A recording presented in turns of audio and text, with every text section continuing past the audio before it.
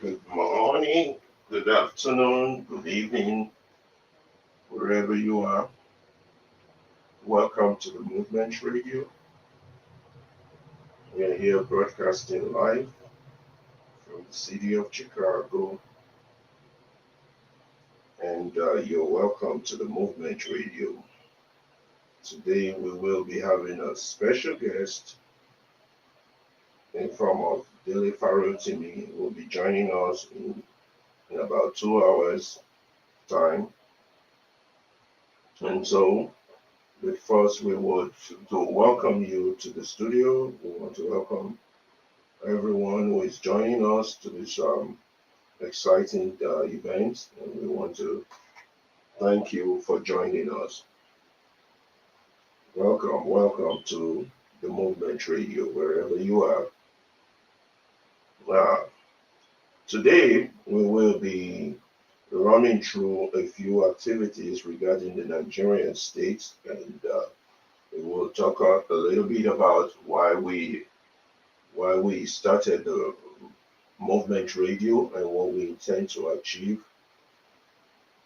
And so, before our guest comes to join us, he will be joining us in about exactly at about 2 p.m., which is 8 p.m. Nigerian time. But before he joins us, we're going to have a few discussions on topics of interest that we want to highlight and talk about. We want to talk about our station. We want to talk about the Nigerian state. We want to talk about several things that is of interest to us as a people. First, let me welcome you all to the Movement Radio. You're welcome. This is an alternative radio station dedicated to welcome to the Movement Radio station. We are live broadcasting from Chicago.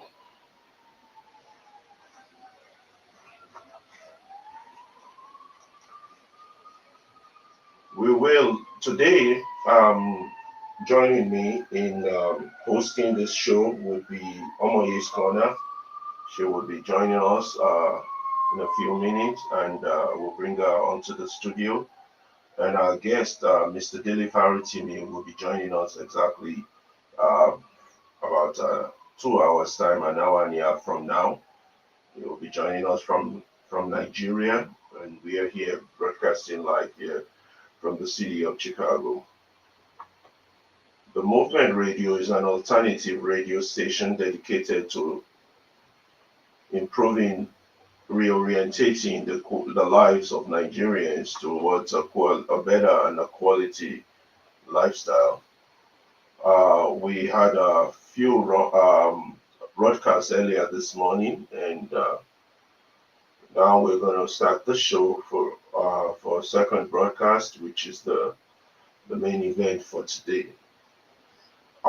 In this station, we believe that we have to start to build the minds of our people so that they can break their own bondage. We have to equip them with what they need to make themselves free from the bondage in which they find themselves.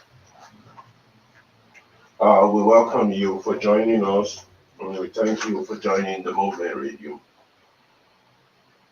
Yes, we are broadcasting live 24/7 on the internet. If you have an internet, you can access us. We are also broadcasting on YouTube, Twitter, X, and Twitch, and also on Facebook. We will be bringing you lots of programs and different interesting programs, and also we will be showing you several things. I will be bringing on board Ms. Omoye, who will be joining us, and we would start the interactive conversation immediately. And so Let me bring her on board. Miss Omoye is at the back end of the. So welcome, Omoye. Hi, Welcome can you to. hear me? Yes, I can hear you loud and clear. Okay, I was trying to look for a way to share it to my stream, but I don't think this allows. I didn't hear what you said last. I was looking for a way to share it to my YouTube, but that's fine. We can go ahead. Take your time. So it will be joining us. Can you hear me? What happened to the camera? Let me see. Make sure that's on. It's on. It's back on. Yeah.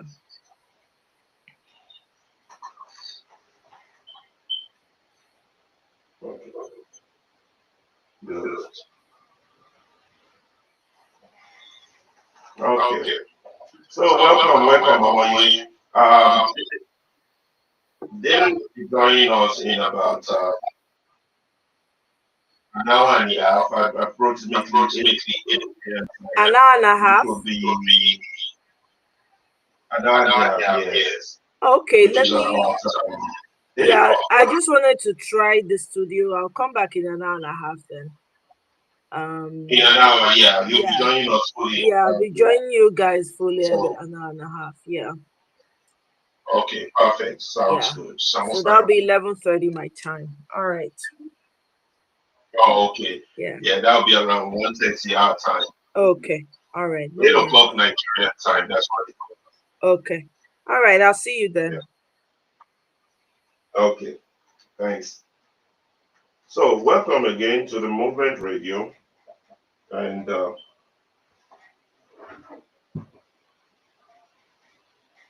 we are glad that you have.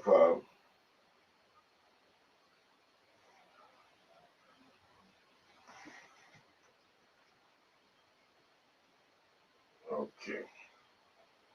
So, as we were saying,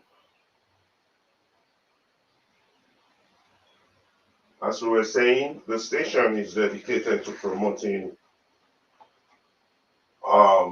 positive mindset regarding having a good country, having a better country. We are trying to elevate the mentality of our people from the slave mentality that's been imposed upon them. And we are trying to change narratives in whatever way possible.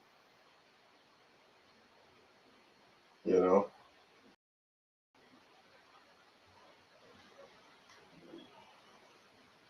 we are not going to stop until we free all Nigerians from this bondage that they are in.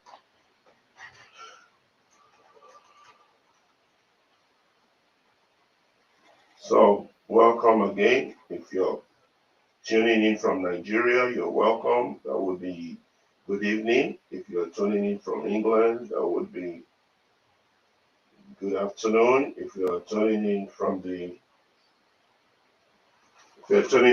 United States, that is good morning also. You're all welcome to this show.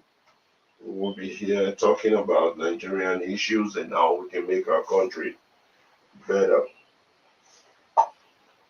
We believe that instead of building boreholes for our people, we need to be providing them positive alternative information that will liberate them from the criminal elements that have hijacked the nation.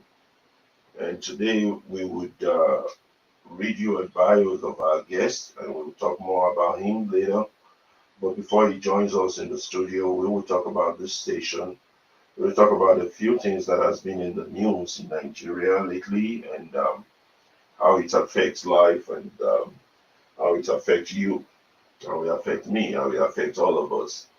So you're welcome. Um, the first thing we want to talk about has been the issues of the NYC youth that has been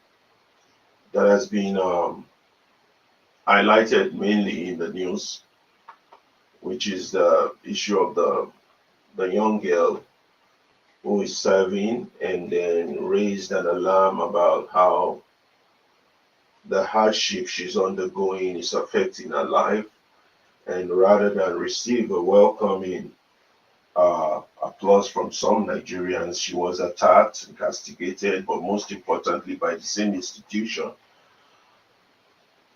that is supposed to protect her. She was rebuffed, and they were trying to muzzle her voice, prevent her from crying out. So we will talk about that, and then we will talk about the issues in Rivers State, issues that are happening in Rivers State. We will be on our major topic for today.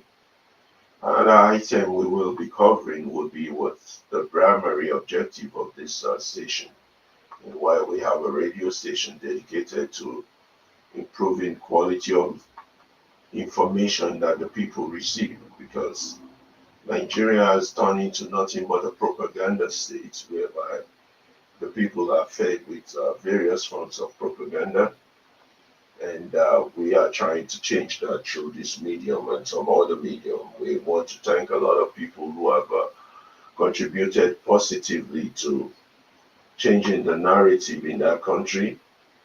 Um, a lot of people are doing their best to see that the country has a different direction than the direction it's currently going, and we will be highlighting some of this fact.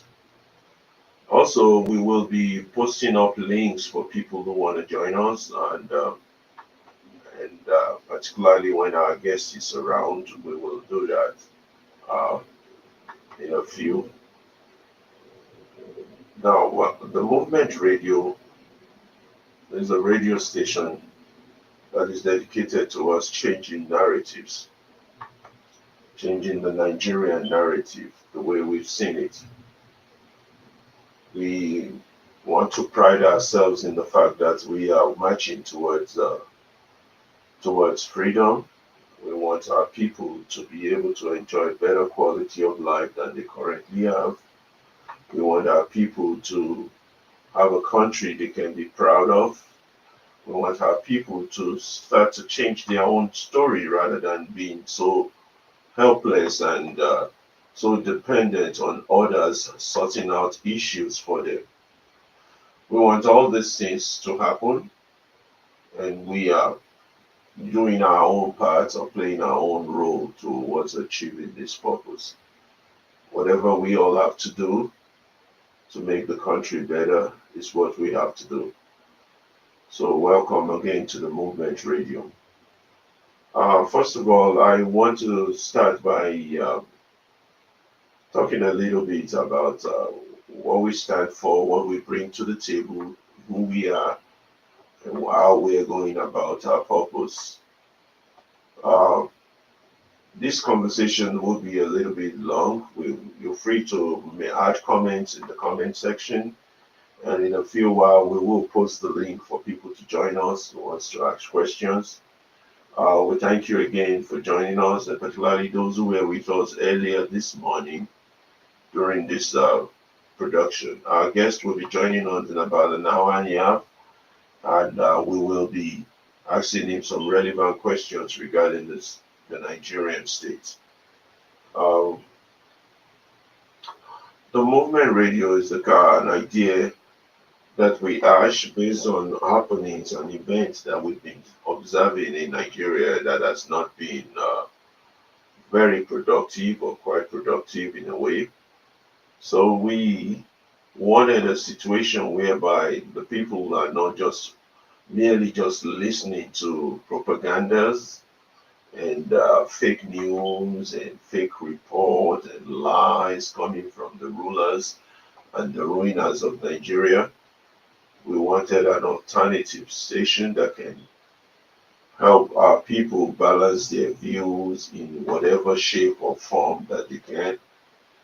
We wanted different perspective to the way things are done in that country. We don't want a situation where all the information and news that our people get are the ones coming from the same people that are creating the problem. We want a different perspective.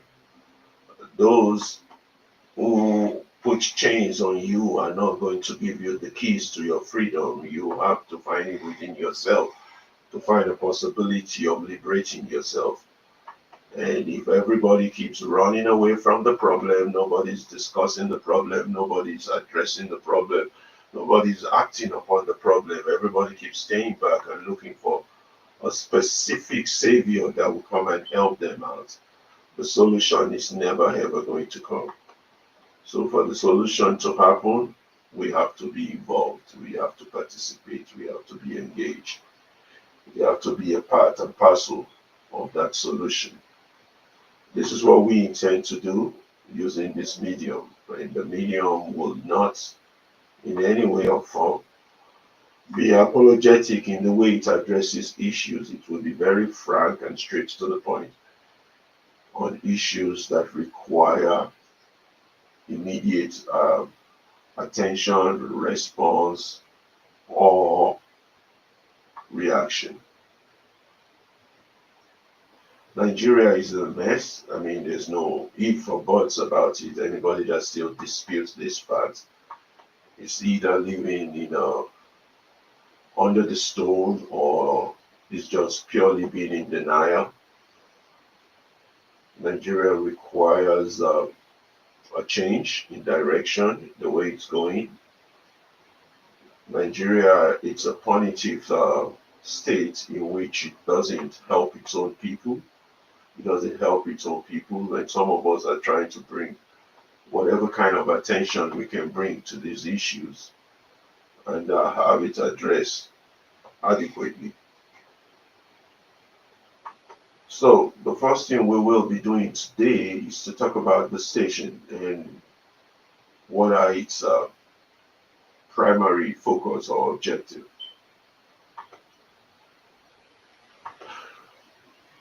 From the beginning of our history as a country, we have continued to struggle with the true nature of our mission and purpose. Most of us have been living witnesses to the fact that our country has continued to create hardship and pain for its own people. Despite this, some of us, or some people among us, they have been guided by an unwavering commitment to the pursuit of justice and a collective purpose in this life. So every generation will have to fulfill or betray their common destiny. However, they do that is rest upon them. There is a need for a movement that is rooted in truth, justice, and love in order to save the trajectory that our country is heading into. We, as a people, we have to collectively address our issues and stop with this finger pointing uh, fact that we do, whereby once we can label someone as responsible for the problem, we believe that is a solution to the problem. That doesn't guarantee any form of solution. It just makes the problem to persist for as long as it can. So therefore, there is a need for enlightenment and the need to reject ignorance and to improve the quality of human rights that we exhibit, we have in our own land. This is why we invite some of you to join us in this journey to liberate our people from bondage and oppressive and irresponsible leadership. The movement radio kind of categorizes Nigerian issues as three major key factors that keeps making the problem persist. The first one is the fact that the people are collectively silent. They have never been talking about or reacting or responding. They just adjust to everything that happened. They live like subjects or slaves within their own father or motherland. They just adjust. They keep quiet. A bully comes, push them around. They keep quiet for one reason or the other. Sometimes it's not even due to fear. Sometimes it's just what they believe. That's the way things are supposed to be. I mean, you don't question authorities. The second is the fact that the very enemy that is destroying them as camouflaged as a friend. So they don't even see that enemy as an enemy. They just know, oh, we have that problem. That problem is caused by those people. And then the last group is this mentality of the elite, which is an offshoot of the white supremacy mentality of one human being is far much more superior than another human being. And our elite, through education or miseducation, have also absorbed this absurd way of thinking, whereby they think naturally they are better than their fellow human beings, and therefore, if they find themselves in situation of privilege, it is because they are entitled to it. And those that are not in those position of privilege, well, that's their problem. They should go deal with that. That's their destiny. So these are the three key problems that holds us down, and we have to start to tackle and address them one by one. Also, we've also made the mistake in the past of assuming that our issue is it's a pro-democracy issue. It is not. It's an issue of rights, human right violation, subjectification of the human being, the animalization of the human being, turning humans to animals and treating them wrong. Our issues has never been about our ability to pick our own leaders or select our own leaders or the government of the people, for the people, by the people. The problem we really have is a liberation struggle, but a lot of us are not conscious enough to identify this and address this. And the state, the Nigerian state, has already been captured by very horrible human beings or evil people. The Nigerian problem is a very serious problem. It has done a lot of damage to a lot of people. And when we talk about Nigeria happening to someone, it's not a good sight. It's not something you want to talk about because it's always something negative. It's either the policeman is beating you, or terrorists are killing you, or you don't have schools to go to, you do not have water that comes out from your house or pipe on water, you don't have electricity, you don't have good roads, you can't afford to go to college. The Nigerian issue has always been negative on its people, and there's always been this violation of human rights, the right to a dignified form of lifestyle by the people. And yet, everybody's solution is just either run away from it or escape from it, or if you can't do either one of that, you join those that are perpetrating it as your only way or alternative to surviving. So that is why people, when people say Nigeria, I mean Nigeria never happened to you, this is what they're talking about. They're talking about the negative impact of life is conditioned by that country. When we look at the recent events of the news that are happening, even for those who are close to the corridors of power, like this female senator that was sexually harassed, that is and being muzzled out of our voice by our colleagues in the Senate. That is Nigeria happening to her, even though she belongs to the elite class, the class that perpetrates this abnormal form. So if Nigeria can happen to those that are at the top notch of power, you can imagine what it will feel like for those that are not. So Senator Natasha, who was recently uh, raised an alarm about her being assaulted, and yet her case was not heard. That is that country happening to you. And you have a cult like Senate whereby that perpetrates any form of injustice against its own people, including its own senators. But their only solution is to keep you quiet, muzzle your voice, make sure you can't talk, hide the truth, and keep it going. And then they move on to the next victim. This is not new. This has always been happening from the days of independence, from the days where even Awolowo himself was accused of treason, locked up, to the days of the first coup, those who were killed, the second coup, the genocide that occurred within Nigerian barracks, the that led more to the civil war, to the 70s when we had peace and we have abundance from oil money. We saw a lot of Nigerian injustice happening to a musician called Fela Kuti, and who repeatedly sings about it, puts his voice to a platinum to records to say this is happening to him. But the people of his era, his colleagues, it wasn't happening to them, so everybody ignored him. He's just a madman that was just ranting in the wilderness after smoking some weed or igbo. So therefore, it's not somebody they should respond to. And that has been the same attitude of Nigerians that goes down to the 70s, then the 80s, the same thing, military incursion into democratic process again. And Nigeria continues to happen to people, good people, the likes of Ken Saro-Wiwa, who was killed for agitating for a better environment for his own people.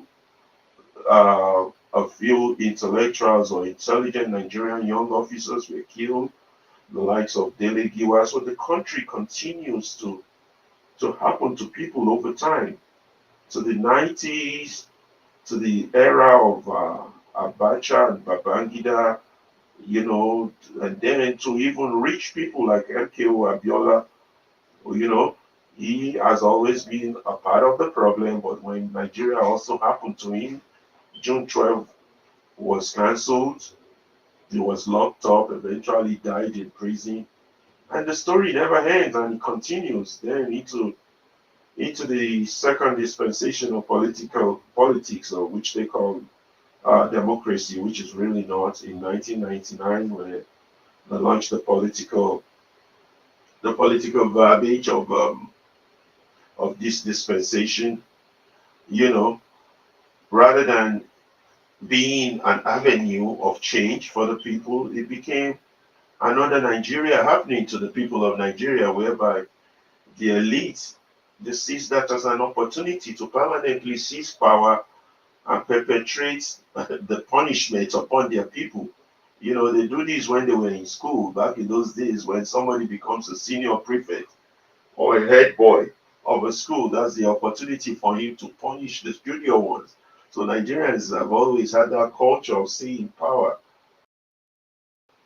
as a as a mandated punishment, as an issue in which to deal strongly with their own people. So this story did end. It continues up till now. You know, it just didn't start when the election was rightfully taken away from them, rigged, and and then rather than they went to courts and the court system, rather than being the one who fixed injustice, perpetrated more injustice. It's been the Nigerian story. It hasn't stopped, and it's not going to stop unless people do something about it. People know that this is not normal.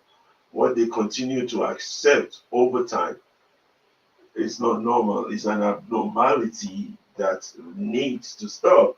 But people don't know that. They just take it and move on and occupy themselves with frivolous matters and issues, and the game goes round and round and round, and we are still at the same spot.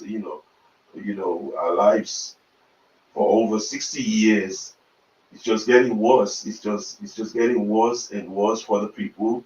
Now the people are crying, they are hungry, they have to live on less than $1 a day.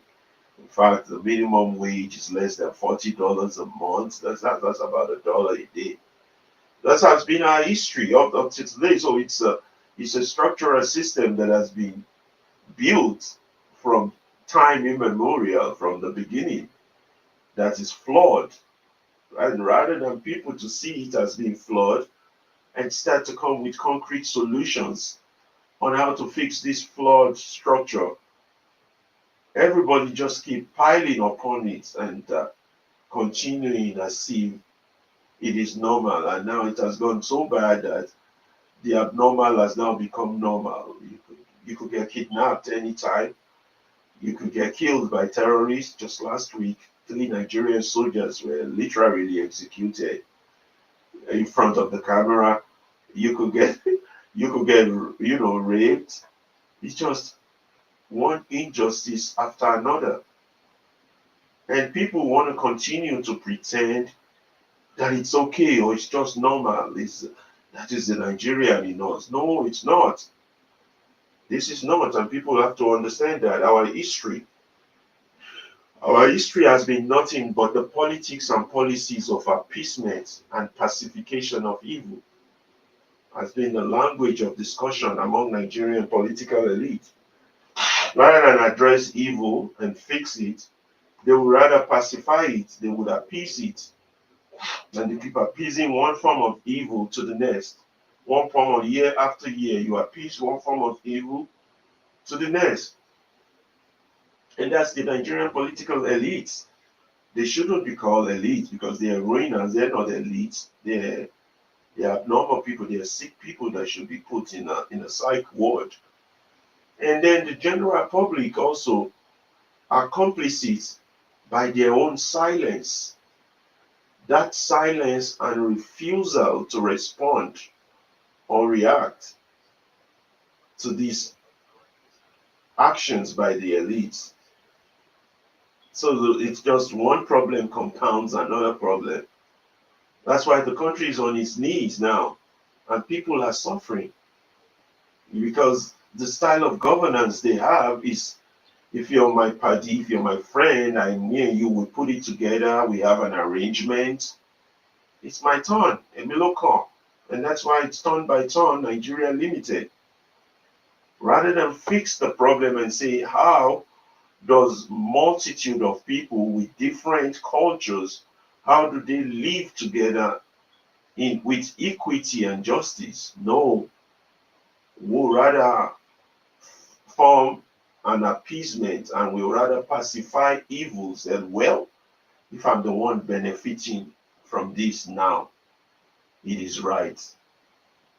But history has not been so kind to our people, the elite. All those who have pacified evil over time have been consumed by that evil. And that's a fact. You can go back in history, you can go check. All those who have played along, just for the sake of playing along, were ended up in the belly of the tiger. All those who rode the tiger ended up in its belly. It has been Nigerian history, from the likes of Aguiyi Ironsi to the like of Izelgu, to the likes of Dimka, to the likes of Moritala himself. They ended up being consumed by the very same evil that they appease, this very same evil that they pacify. And the ones among them that have had a long life, that are now trying to rewrite history, like the Babangida or the Obasanjo, the IBB, a time will also prove them wrong, even though they've not yet been consumed.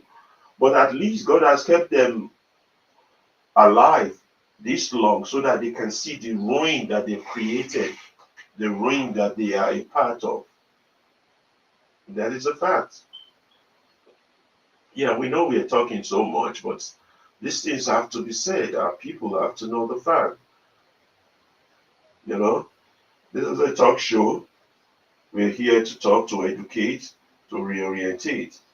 When a community's moral compass is damaged, the society is gone.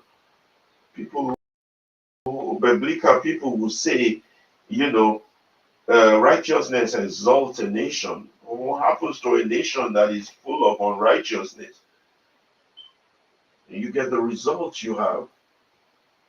It's filled with darkness. The whole land is filled with darkness. Nigeria is a dark place, a very, very dark place. The solution is simple: bring light to the darkness. No matter how long it takes, bring light to the darkness. That's what you have to do. You have to consistently be the light that darkness requires. We thank you, those of you joining us. We will our guest will be joining us in about an hour and a half time, and will be Dele Farotimi. Will be answering some questions for us here on the Movement Radio. You can also view us live on the internet on the movementpublicradio.com. You know, this is what is happening. We have to talk about this. Yeah, and that is our life. Ohio, I see you at the background. Thanks for coming in. I'll be bringing you in momentarily. Guests will be coming in an hour's time, an hour and a half or so, and will be joining us. Let me see if I can bring you in. Yeah, I don't. I see. Okay, I can see you now. You don't have your camera on, but you can join in to add a few things you want to say. I just added you to join us. Thanks for joining us. Dele will be joining us in a few hours, in an hour or so, to answer some questions regarding the Nigerian state. What I'm just doing now is just doing just a rundown about what our purpose is as a station. Um, if you have any contribution as I'm speaking, please feel free to interject, contribute as I'm talking. Thank you for joining us. I will be posting the link for those who want to join us before our guest comes, so you can join us. I know it's a very busy schedule for you all, but we thank you for being us. So, Ohio, can you hear me? Can I check if I Oh can yes, I can hear you hear loud you and clearly? clear. Alaba, I can hear you loud and clear. Yeah, Oh, okay, yeah. okay, yeah, So I wonderful can hear to you be also. here, Just man. Okay. yeah, feel free to I mean, interject as I'm giving the rundown absolutely, of our history. absolutely. Yeah. I mean, first of all, let me say you're doing a wonderful job. God bless your heart. You're showing the struggle never dies. Unfortunately, we've been doing this for too long, and It's way too long. our It's people are way not too long. ready. They're not. People are. I mean, I will speak for myself. I will say maybe fourth generations who have refused to stand. I mean, stand up for themselves. Exactly. Um, Exactly. our resilience is. I mean, look. I've been saying this, and it's crazy. In 2025, I'm still saying the same thing. Way back in 1987, I was Yeah. talking to people who were my age group who were asking me why. Oh, you're too young to be in the struggle. But even when I mean, my story is different though. I grew up in University of Lagos. Yeah. So I saw people riot right from the 70s, right from Yeah. when Muritala died. I was a small child in University of Lagos. My dad used to work with the school. So, but the one I was really aware of was Ali must go, Basudo must die. Mm-hmm. And, what was the cause of the riot? It was because the cost of living for students. And since then, the cost has been Living going cost up. of living People have been is adjusting like crazy. like it's so Like difficult to even like understand. crazy. The people know the problem. This is Our unbelievable. people complain about the problem, but they accept the nonsense. Just all we do, we're very good at complaining. We are We very, are very good at good it. at Oh, complaining. And yeah. I've I will set seen a link for people who want to join. the good thing For is, people who want to I, join I before our guests arrive, in case more people want to chip in as I run through our historical perspective. Continue, Ayo. yeah. I don't mean So to I was just interrupt you. saying, I've seen comrades who have, stood the test of time. The likes of your guest, your guest that is coming in now, Dele Farotimi, is one guy who's been able to Yeah. stand tall in the midst. Because look, everybody has a price in Nigeria, but some people have proven themselves that they are beyond the likes of Momoyele Sowore. You talk about Yeah. Gani Fawayemi. You talk about deliver. I mean, very few comrades have been able to stand tall in the midst of oppression, of how do I, look, for those How of do us you who grew put up it? Yeah. for those of us who grew up in the military era, fighting Mm, against the likes of Obasanjo, which was when I started the struggle. I mean, Babangida. We had the yeah. riots in 1989, SAP against SAP. In 1991, against fuel increase. In 1993, 94, against Yeah. the cancellation of June 1993. In Yeah. 1998, until Abacha died. 2001 against Obasanjo. So, look, um, I've seen people who had fallen aside from these struggles who were like, That, co- okay. Oh, I forgot to even mention the that struggle country. for That, the Ogoni Nine. mm, Kesauriwa who was killed. yeah. So, It's a look. country that just it consumes its own. It eats up its own people. It But destroys. guess what? In Nigeria, a hungry man is not an angry man. In Nigeria, a hungry No. man is a man waiting for opportunity to eat. The moment you Yes. dangle crumbs before these hungry people, they People. Yeah.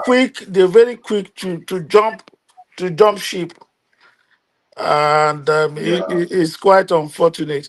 I mean, what you're doing is a Yeah. great thing. You continue to fight, you continue to speak, but the question is, are our people ready? I used to think They're it's not. They're not. I used to think it's even But hunger. I think, oh, it's because maybe people are hungry. That's why they will, people want to, fight. But okay, how do you now begin to talk about people who are in America, people who are somebody abroad? said something, Ohio. Ohio, wait, let me not interrupt you. Keep your thought. Somebody said, look, if you want to help Nigerians, you have to first of all fight Nigerians. How do you fight somebody you're trying to help? Because they will be the one to attack you. That is number one. Look, trust me, you are So going to if come you under want to attack. help You them, are going to come under attack very, very soon. You are going to I come know under attack very, very, very soon. And who are those who they are going will to be the attack you? There are people you think, oh, we are all in America, we all doing well, we all see the problem. That they will ask you, what's your own? Oh, somebody's giving you money uh, then they start talking about your tribe. Oh, are you not a Lagosian? Are you a Nigerian? Are you huh? Lord, my oh Lord, this so is we get problem, man. it's too much. But It's it's too much. structural. It's too much. It's too It's much. structural. It's that man. I like to quote how he described us in 1926. That idiot called Lugard. Everything he wrote down and described about us is so true. Oh, But there is still hope. We can't give up because the problem we have, from my own perspective, is those three problems. One, our collective silence. Two, the elite. The elite, our collective silence. And three, the big men, the ones that are really causing the problem. if the elites are really elite, they can put a check to the whole thing, but they are not. They are Dundies, and that was why I was going over that There historical are no perspective elites. of There how are no elites in Nigeria. Trust me, especially in the political class. in Nigeria, In the political class, there are no yeah, elites.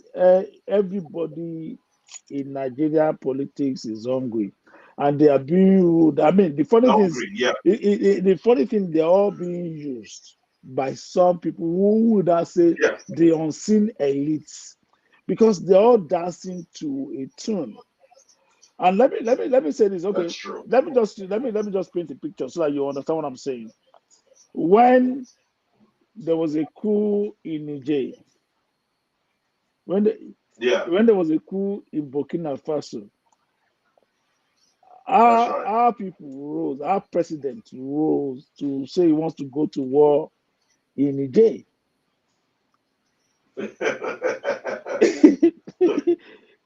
do You you cannot even think feed his do, own do, people with do do you agbado. He think wants do to go you to think war. do you think it was his wish to go to say that? Do you think he wanted to He's do being that by pushed. exactly? So you need to understand how these politics work and how these people think And they are managing the plantation. Nigeria is a plantation, exactly. and So the there's master. They are always been working an for the unseen, master. there's always been an unseen hand somewhere who's pushing, who's dictating on how Nigeria should be You run know, or Africans should be. And then, again, hate him, love him, Bota of South Africa. yes, about yeah. Yeah, who said we're not qualified to rule Said ourselves? a lizard and an alligator are not the same thing. You remember his You, letter that he wrote. you can always hate these guys, but we've proven over and over and over again, given the opportunity to rule ourselves, we treat one another. And again, an average Nigerian is an oppressor. He is. An He is. He average wants to muzzle Nigerian you. is an oppressor. He wants Go. to muzzle you. He wants to punish you. You know the senior prefect mentality. Absolutely. you, Yeah, absolutely. A social he club, wants to. a social club. You're made the president. All of a sudden, you become the diamond of the president.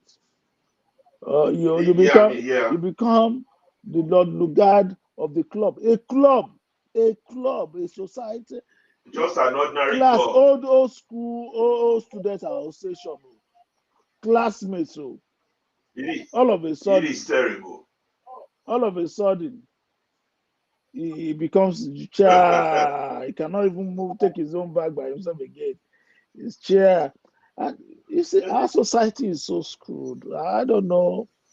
We we we we, we It's have messed up. we have a messed up mind. And the moment you will with a clear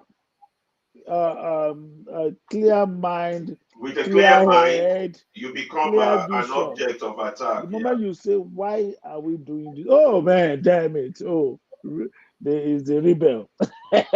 Then you become, yeah, you go under You attack. mean the one, the one. That was why I was going. You mean the That was object why of I was attack? going over that Uh, historical. That's why I was going you over know, that historical perspective of how this over time the system has eaten up all the decent human beings that have look, tried to shape that system. I mean, look look, at what they did to Fela now. Look at what they did to his mother. Look at all they dealt with him, lock him up and all that, just because he tells them the truth. You know, a typical Nigerian is an hypocrite. You know, look. that's what we are. And the real fact is that we have never really had democracy. What we have is not real No, it's democracy. It's not. a coup d'etat It's against not. the masses. Look. Okay, a certain man is the president now. Yeah, All the opposition parties are dead. Opposition states now are going through what? Look at what is happening in Osun. yeah, it's turning it gradually into a one-party state. I mean, if you're going to turn something into a one-party state, at least you would be doing things for the people, No, not all these you're punishing the people, but yet The you the want to. idiots fighting for them, they are the tools now. Those are the They are the ones ones who we are should be suffering. attacking. Those are the clowns we should confront, because the people fighting for them, those are the real problem. They are Exactly. supporters. Those are the They enablers and of they are evil. not much brain. They have muscled themselves. They've taken away your Yeah, we keep voices. giving we keep giving a stage to mad people. That's Absolutely, part of absolutely. And the key the key Nigerian problem. bro, I don't know. When you give a stage to I mad don't know people, why. I don't know why you're doing what you're doing right now. But God bless you. God bless your heart. it's just to contribute our own for now. We all can keep quiet. Even The talking likes of about it, even talking about Ayeko it, is doing his own, Niger Watch is doing his own, people are my doing dear, their own, everybody is you doing Aisha it. Yusufu, You see, Showore, Mayegun but cannot we go. all have to Mayegun be cannot more even go to Nigeria. coordinated. A lot of people cannot even go back to Nigeria right now. I'm sure. I know, I know. I'm sure. The moment somebody sees me talking now, they're gonna call me and say, "Hey, Otutu Bere." Yeah, start, yeah, That's the question they're gonna get. They one-on-one me.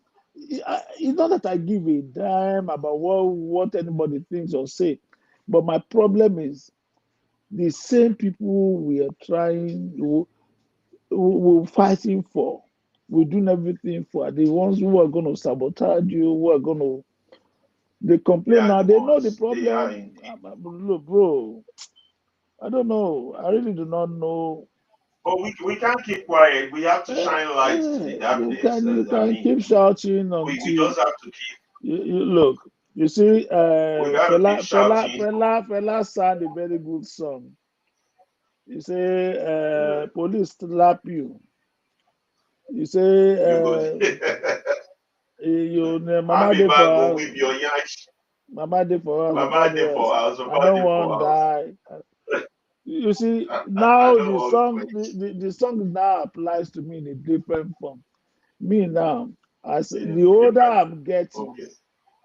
I'm Yeah. realizing that the power is, my power is not even in shouting anymore. My power is in keeping quiet and Yeah. enjoying my. Energy level is Yeah, low.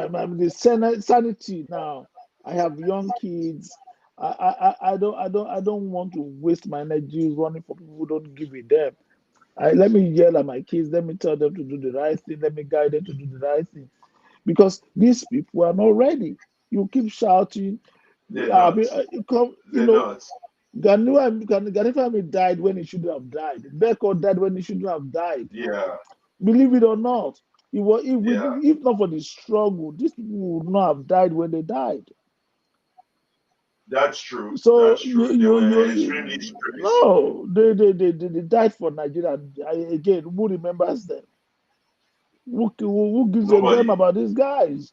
Nobody has even told me, oh, they know what, Nobody. Ganifami's family. Look, the good thing about these guys were they were able to work and do, had the time to do other things while they were fighting in the struggle. If not, That's right. their families will be suffering right now. That's true. Showore has been in Nigeria for That how is true. long now? His family is suffering. Take it or leave it. Or The leave guy it. is Yeah. Dele Farotimi. If not for the first time Nigerians rose, that guy would have died, and they would have killed him. Nothing would have happened. They made several attempts on his life. They would have killed him. Nothing would have happened. But for the first time, They made several attempts. Nigeria rose to say, look, this guy did not do anything. No. And thank God for the Yeah, obedience. there was If a he global was not, you outcry. see, let me Yeah. tell you, the only thing that saved Farotimi was because he was in the opposition. If he had not supported Yeah. Obi, trust me, he would have Yeah. died. If Farotimi had made the mistake of being in APC or PDP or not in the movement Yeah. that had that momentum, my dear, That momentum, the yes. guy would have died. Oh, nothing. We will just be talking. Nothing. These guys are killers. They don't give a Nothing would damn. happen. That's true. They don't give a damn about That's you. true. It takes They nothing sure for them to don't. kill. It takes nothing for them to kill anybody in that country. But we have to find ways. The day Pa Alfred Riwani was murdered, I was on that street.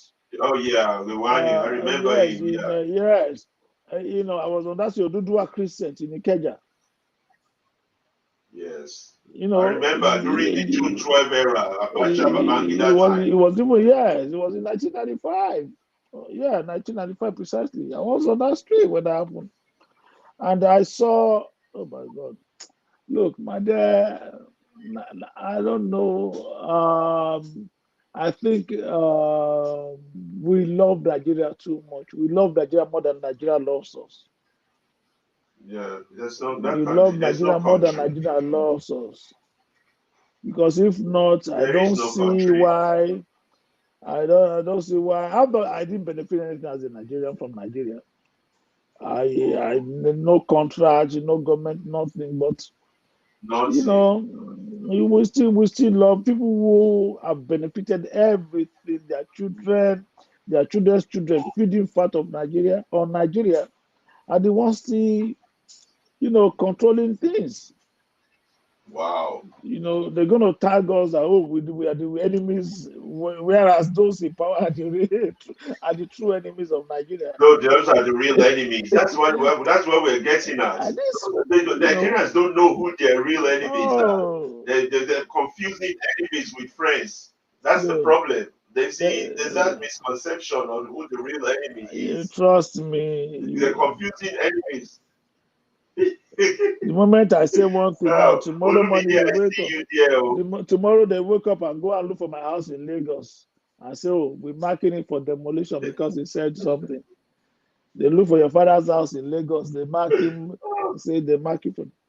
They will find a way That's to they're oppress you. bullies. Look, But if you ask me, I think their time is coming to an end. That's why they are desperate. there's They're no bullies. They're time trying coming to to an muzzle end people. until the average Nigerian rises up. People rose up in Yeah, Togo. that's what they are They afraid of. rose up. That's why they are They, muzzling they, voices I mean, because they don't want the average Nigerian to know the no. duties that a few people Unfortunately, know. you see, let me tell you, when the battle will start or when it starts, they won't need you to tell them. When it starts, Nigerians won't yeah, need you to tell them. They won't need anybody to coordinate them. that's to convince them. No, That's true. no, because uh, in a way, It's going to happen. It's going no, to start. it's a ticking time bomb. It's a ticking time It's bomb. just a matter of It's time. a ticking time bomb. It's a ticking time bomb. It's going I to said it so happen. many years ago when I was in college in Nigeria. Like, look, you think those of us in college are the problem. You don't even know what you have behind us. Like I was a prophecy that came to pass. Those kids who Yeah. were not born then are the ones who are controlling things right now. Because I'm talking about 25, 30 years ago. So those kids now and the children they are having, man, Oh, there's danger. it's real time. There's danger. You know they have like about 15 million children out of school now. Those are potential dangers for the Look, future. do you know who are those? Do you know Out those of who are school. ruling now? Those who came after us, who became Agberos. They are the one controlling things in Nigeria right now. Agbe rules, yeah. Those Agbe rules, They are the yeah. Agberos are the one Agbe controlling rules. everything in Nigeria right now. Now I know Agbe rules, No, yeah. they are the You're ones right. controlling things in Nigeria now. The likes of the MC Oluomo, the Agbe Absolutely. rules. You're right. So, and it's in every state, every region, Agberos are in charge. And so what do you Agbe what? right in charge, So you yeah. can only get two things. What do you expect? You can only get two Two things results. from from as a result of Agbe being in charge. You're either gonna get a Yeah. hungry society or a docile They're society. angry. Those are So society. it's just two because they pushed Yeah. us when I was growing up. Oh, my dad would say, "Oh, Nigerians are resilient. They'll push you to the wall. You still don't. Not a Whoa. goat. You chase a goat to a wall, The and goat because would still fight back. it becomes dangerous. But for us, we keep digging through. We keep looking for excuses not to fight back. For way out. He who fights today and run away live to fight another day. It's a lie. A patient dog is the fattest bone. It's a lie. You That's true. know, it's a lie. We sold lies, we bought lies. People Lies, keep yeah. telling us Everything stupid is a things. lie. Oh, you know,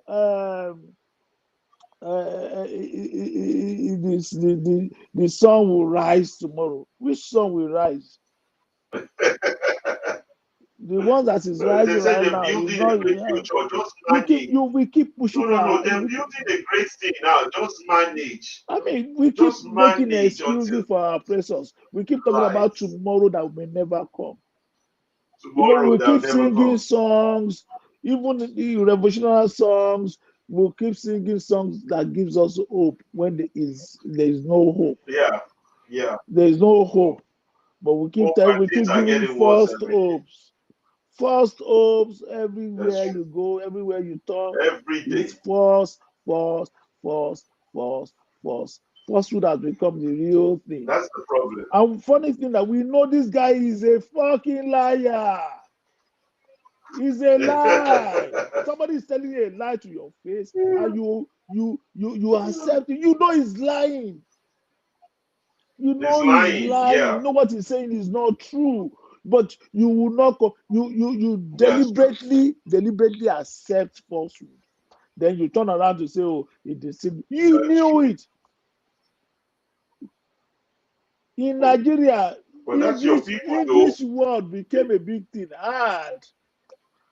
And AND became something else in the election petition tribunal. Mm. And Simple. The guy told them now that the moment you swear this guy in, you have ended your so-called fake democracy. He told them, he said, everybody is you see crying. the English word, it's not like it's written in He's not French, and yes, ambiguous. you He's not translated it wrong. ambiguous. What are we talking about? And What's your Ohio? What's your view on the Rivers situation? my You brother, just look, is that not calling back military when you go get a how do you military not administrator? know? You see again? That's the lies we sold to ourselves. We keep telling us, look, everybody knew except a foolish man. Because again, you're talking about rivers. Everybody's blindsided now. Nobody's talking about Oshun because you don't Oshun, even know. You yes. don't even know. The first thing I said to my people was, "Look, let me tell you this. I have no facts, but I will tell Yeah, you it's just personal because I've seen this over and over and over. When they take over markets in Nigeria, in yeah, Lagos, what yeah. happened? A Nothing. night. No, no. Listen, the strategy is the market bonds. The market Yeah, bonds overnight. The yeah, next overnight. day, they That was clear the deliberate, though. markets. No, no, because it was one too many. The markets Yeah, gets gutted overnight. The next day, army, police everywhere. They're everywhere. Is everywhere. the Yeah, cordon off the market. Oh, the market women think, oh, we'll rebuild it. They promise. At the end of the day, your stall is gone. They ask you to come and pay times 10. It's been sold to cronies and friends and families. The place is gone. It's no longer yours. it's gone. Yeah, They take it over. it's a stylish way of taking of people's property. You destroy what is Exactly. there. It's the same thing going on in Abuja now with So, the demolition. so in Rivers, only a fool would not understand that with the field marshal we have now, that has been a strategy. Yeah, another thing I want to mention is in Lagos Yeah, Island. Lagos. Yeah, When they came in 1989 or yeah, 1999, they were opposition councillors, were chairmen who were in the opposition party. yeah. By 2003, there were no oppositions anymore. The only There one was that no stood his single ground, I was saying, the Lagos Island chairman that stood his ground, that was saying, oh no, no, the guy went to jail. Yeah. That was he, that not he around was. the time they took out Funshaw Williams. Oh no, that's another thing. No, look, that was going toward to 2006, 2003 or 2007 election. But again, I don't have facts on these things, but I'm talking about the ones I know and the way it Yeah. happened, like magic. The guy, I can't even remember the Adjusted or something was his name I in just said, Lagos yeah, I Island. remember it. Yeah, I remember that name. I He just was in said, yeah, opposition. He was trying to flex his muscle. Lagos, now we be Lagos, now my local government be this. First, he was suspended, and before you they know it, he dealt was with in him jail. smartly. Oh, yeah. So it's the same strategy. Before you know it, Nafubara will go to jail. It's the Of same course. strategy. It's the same strategy. Yeah, but the So argument if most people are having is that, well, it's them, let them sort it out. I think that's it's a mistake unfortunate, argument. it's unfortunate any fool will say that. You see, Yeah. we're talking about a rape on your constitution On your, because it's yeah, them a rip on your now. constitution, and then your final response is that, well, it's them, let Yeah, them sort it it's out. them. But But you once forgetting they that establish you are the that one rape, suffering. Your resources yes, are the ones suffering. Your children are the suffering. ones suffering. Your homes are the ones. You don't have a home to go back to. You said that them. They would have burned down your home. You They would know, have taken everything. Ohio, once they establish that rape, it becomes precedent. So they can now do Oh, it later on in future because yeah. they did it. And your conclusion was that, well, is them. Yeah, hi, how you Oh, doing yeah. there? Yeah. So So you know, now, so they will do this more the next time. Because when they it's were the way doing it it's the now, way we think. everybody was like, well, now them, they fight each other. Well, they Oh, stole it from yes. us. But it has now become precedent. So when we did it Okay, when the they last stole it time, for you, they do fight. When they stole it did from you you, they do fight? fight. So if, So it becomes the normal they thing they to do taking now. over your resources, they're controlling your resources, and in Nigeria, and I think that thinks it can survive no matter what. And yes, that's resilience. That's where we would come into a country where we practically don't know anybody and still Anybody, make it a yes. home. Because yes, that's who we are, the Nigerian That's true. spirit. We can always go anywhere in the world. I was talking to some guys yesterday. I thought I knew people in Chicago when I was coming to Chicago, but apparently the guy I thought he Yeah, was in Chicago was in yeah. North Carolina. So when I got to the airport, I said, Wow. come and pick me." He said, "We she got what? You pick me up. She got what?" I said, what? I'm very He said, far he said, "Do you away. know where I am?" I said, you said you're in Chicago." He said, "No." Now, but yeah, I found myself in Chicago, still made it a home without knowing anybody. Without knowing It anybody. is it is The terrible. You know rest is what I'm history. afraid for? The present doesn't scare me as much as if this trend doesn't stop. What the next 5 or 10 or 20 years is But, going to be like, the or the next trend 50 years. the trend will not stop.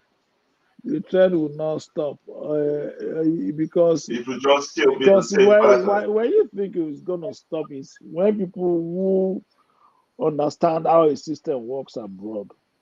They've lived almost all Yeah, their lives abroad, but once they abroad. get home, When they go back, they become they do exactly the crazy. opposite. They don't even do the opposite. They do crazier things.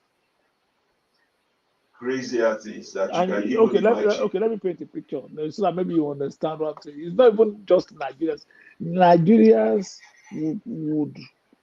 would structure you in such a way that you'll be abusing them. And I know. one of such is you see a white guy, a white dude, ordinary, an unknown, suffering white dude But who that's respects right. his law and everything, gets to Nigeria and before you know, they call him master, master will slap you. You use a cane. It begins to live the kind of life he cannot even live outside of his country, Wow. inside of in his own country. You see an Indian man becoming a lord in Nigeria. You see a Lebanese.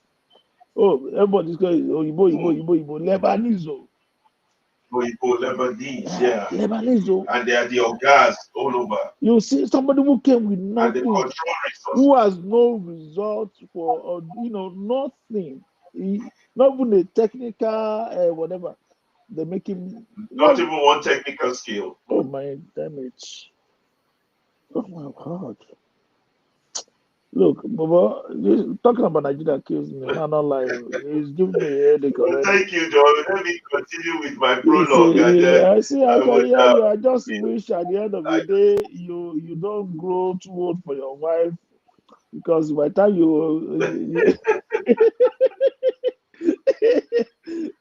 yeah, talk, the country is the problem talking is about Nigeria, multifaceted. It's really terrible. yeah, how are you? It's Okay. really pathetic. No, yeah, I'm inside right now. Yeah, I'm Yeah, outside. how you doing, young man? That's good. How you? Hi. Yeah, We're you trying can to hear me, build a okay? better nation for you to see. Mm. You probably wouldn't be Yes, I going can back hear there to you. live. Please.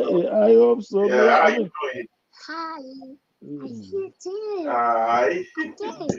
Yeah, doing good. It's so good to hear your yeah, I can voice. hear him now. Okay, let me continue with the monologue. Thank you, I Ohio. can Still hear stay him. beyond with us there at the backstage. And let me continue our monologue before our guests arrive.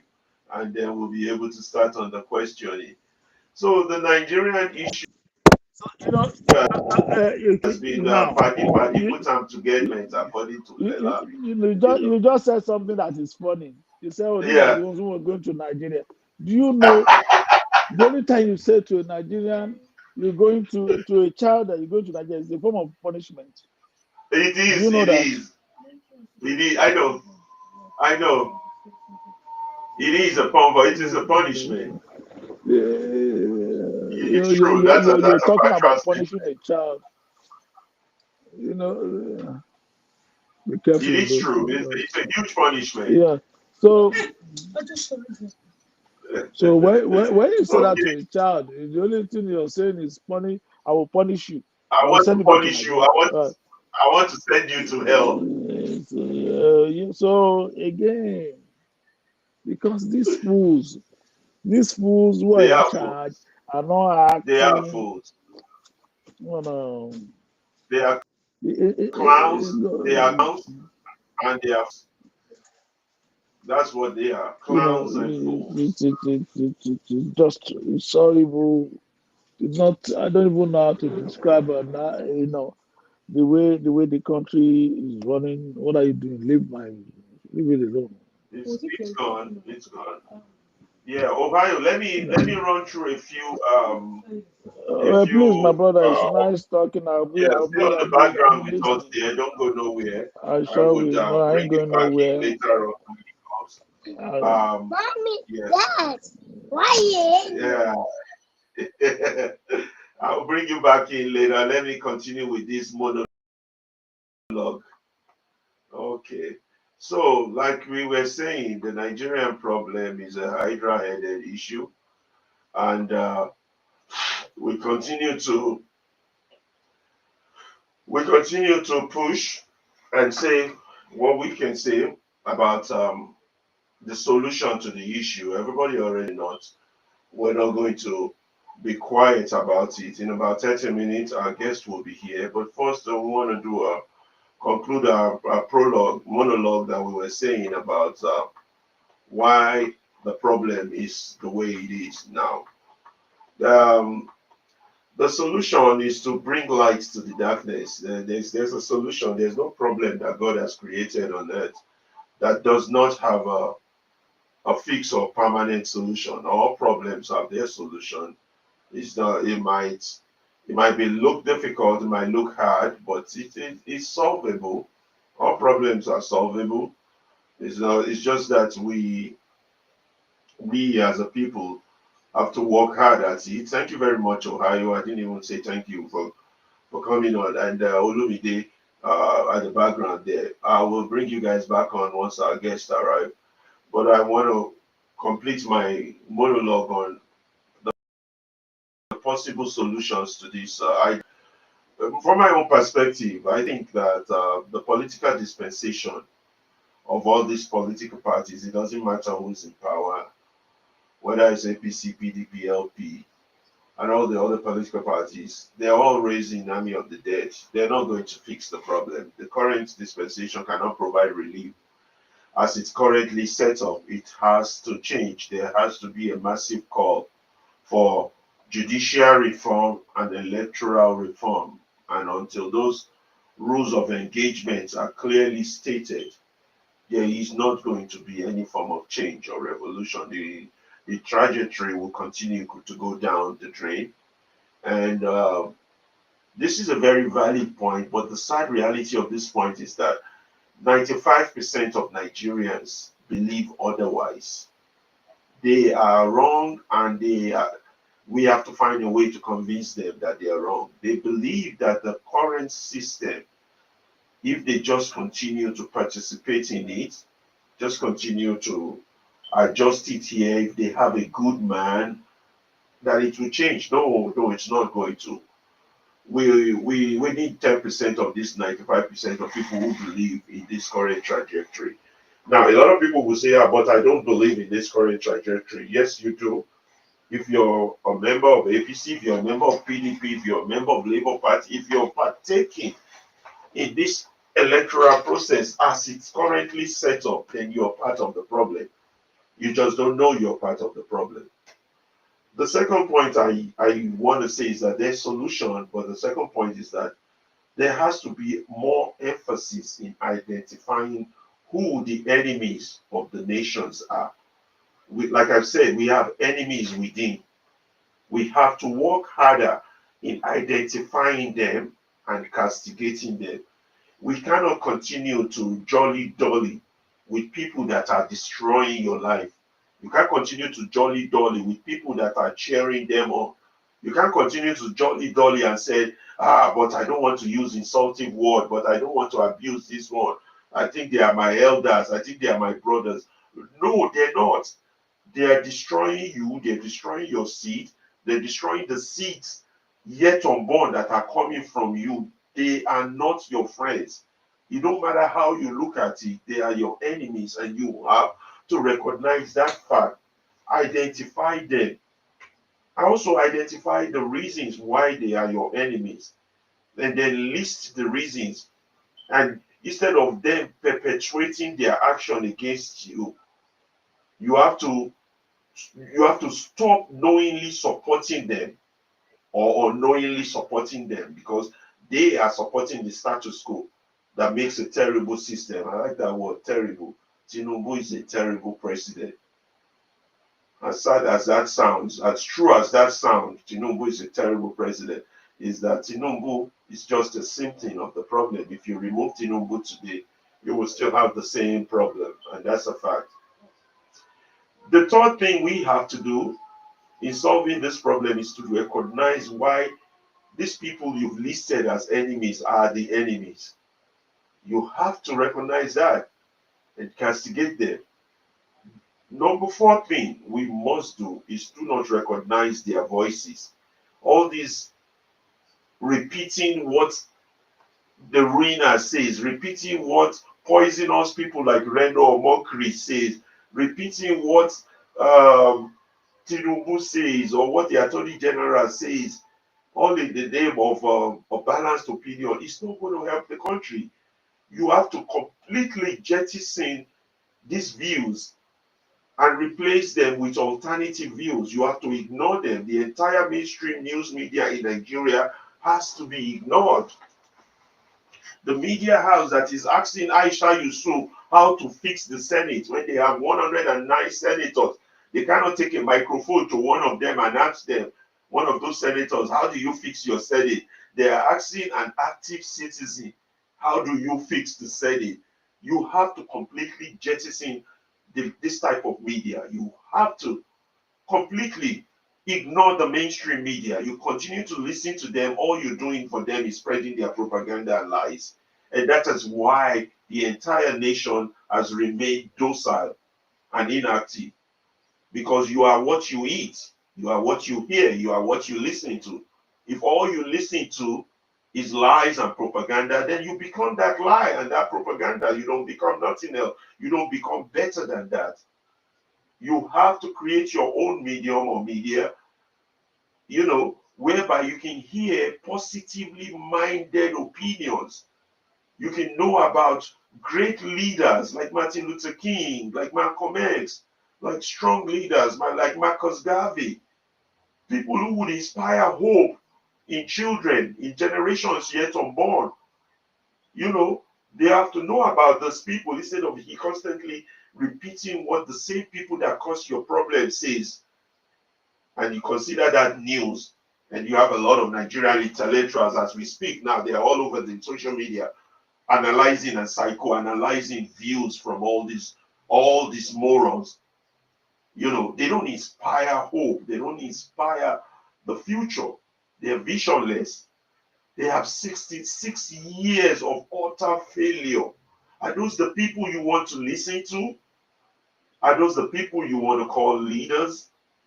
And these are facts. And that's why we do these types of monologue. That's why we have this type of stations. That's why we talk about this type of things. So that we begin to educate.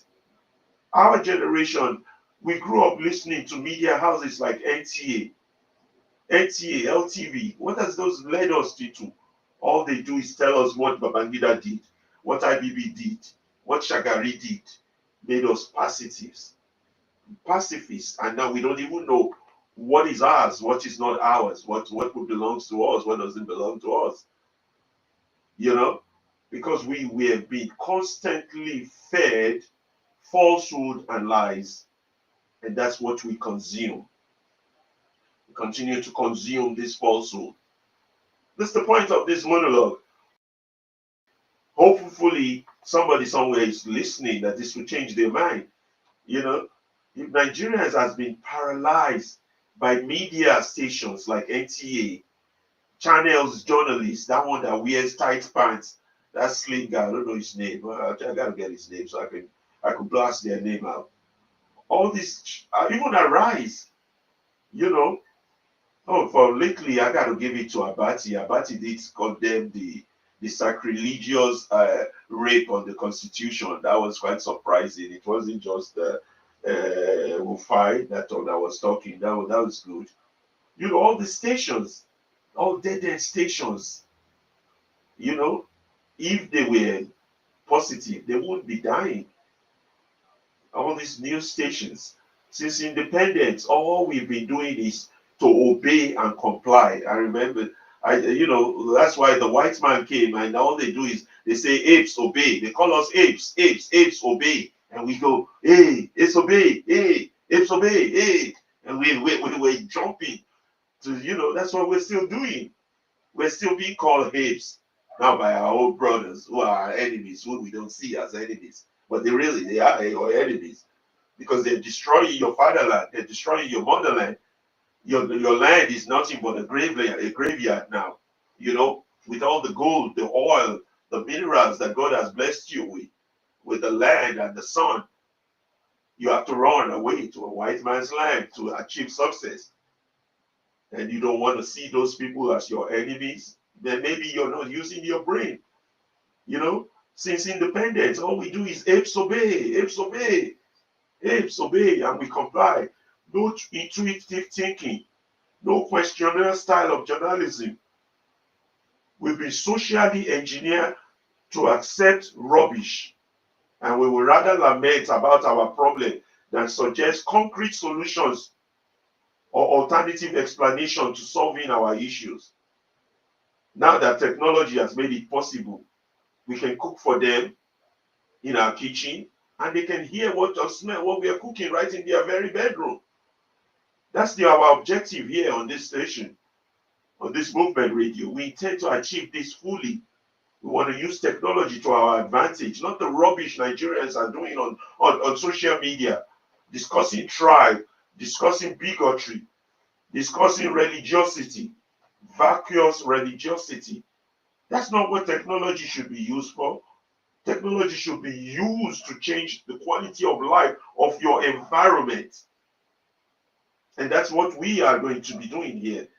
you know, and that's why we're having this monologue. If you don't like what is coming out or what you're hearing, we apologize, but we are not really sorry. But you got to hear the truth. Somebody got to say it. You got to come out.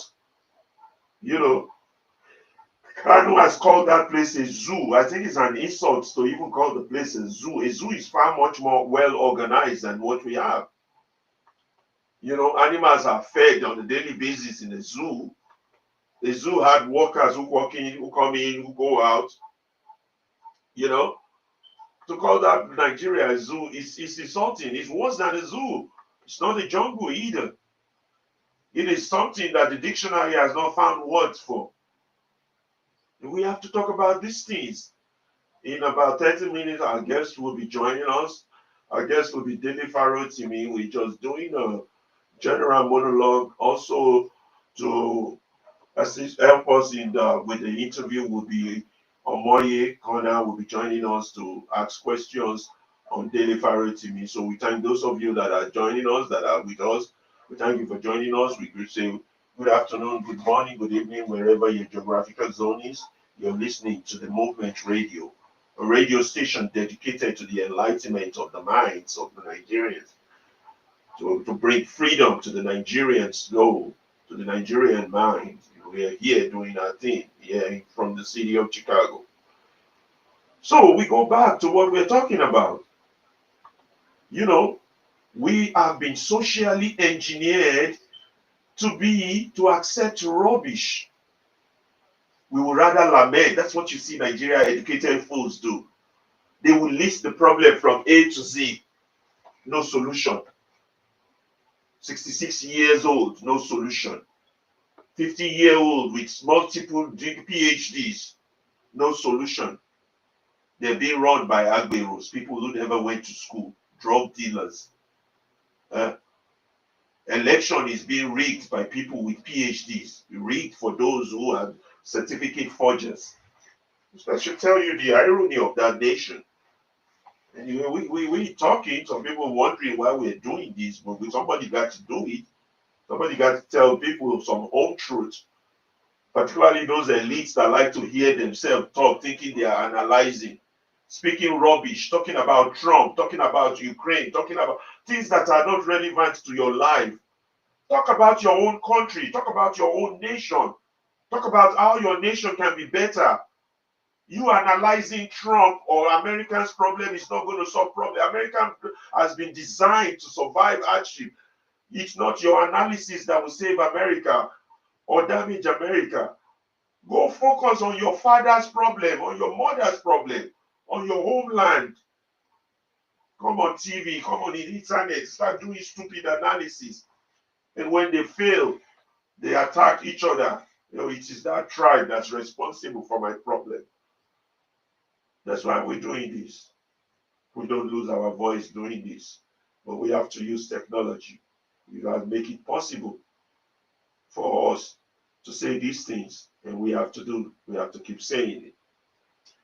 You can also tell that the Nigerian elites, including the journalists, are a big mess. Guess who they awarded Man of the Year? From Arise, gave Man of the Year to a druggie, somebody who has damaged the economy of your nation, somebody who has not achieved anything for the past 2 years they've been in government, but you can give them Man of the Year. So journalism is an instrument of sedation. It's nothing but social engineering to servitude, to slavery. And people's endorsement of this criminality by their leaders instead of using journalism as an instrument of change, as the mirror of society and as the eyes and ears that guide us to a path to justice, to equality, to equity, to the rule of law, and to accountability and the promised land. I was shocked by that channel journalist asking Aisha Yusuf, how do you fix the Senate? She's an active citizen. She's not a member of the Senate. Ask the people that are members of your Senate. I was shocked by that. Is it a Rise journalist or channel journalist that was asking Omoyele Sowore a frivolous question? Sowore had to tell him, don't ask me hypotheticals. You are the ones that are enabling this problem. You bring all those criminals here and you praise them. And those of us that are trying to correct the system, you want to give us stupid and frivolous questions, all in the name of you're trying to be balanced. You're not balanced. You're a weakling. You're a disgrace to to humanity, to be honest. All the stuff we could do to solve our problem is we must join forces with progressive minds and identify the few good men among us. They talk about this. We have to set up checks on possible traitors among us. We call them to order. There's always this song I like to play. And anytime somebody calls into this room and they alter something utterly ridiculous, I personally am going to play them this song. Listen to it. Just listen for a minute. I'm going to play them this. Hold on. Yeah. Let me see if I can get that song.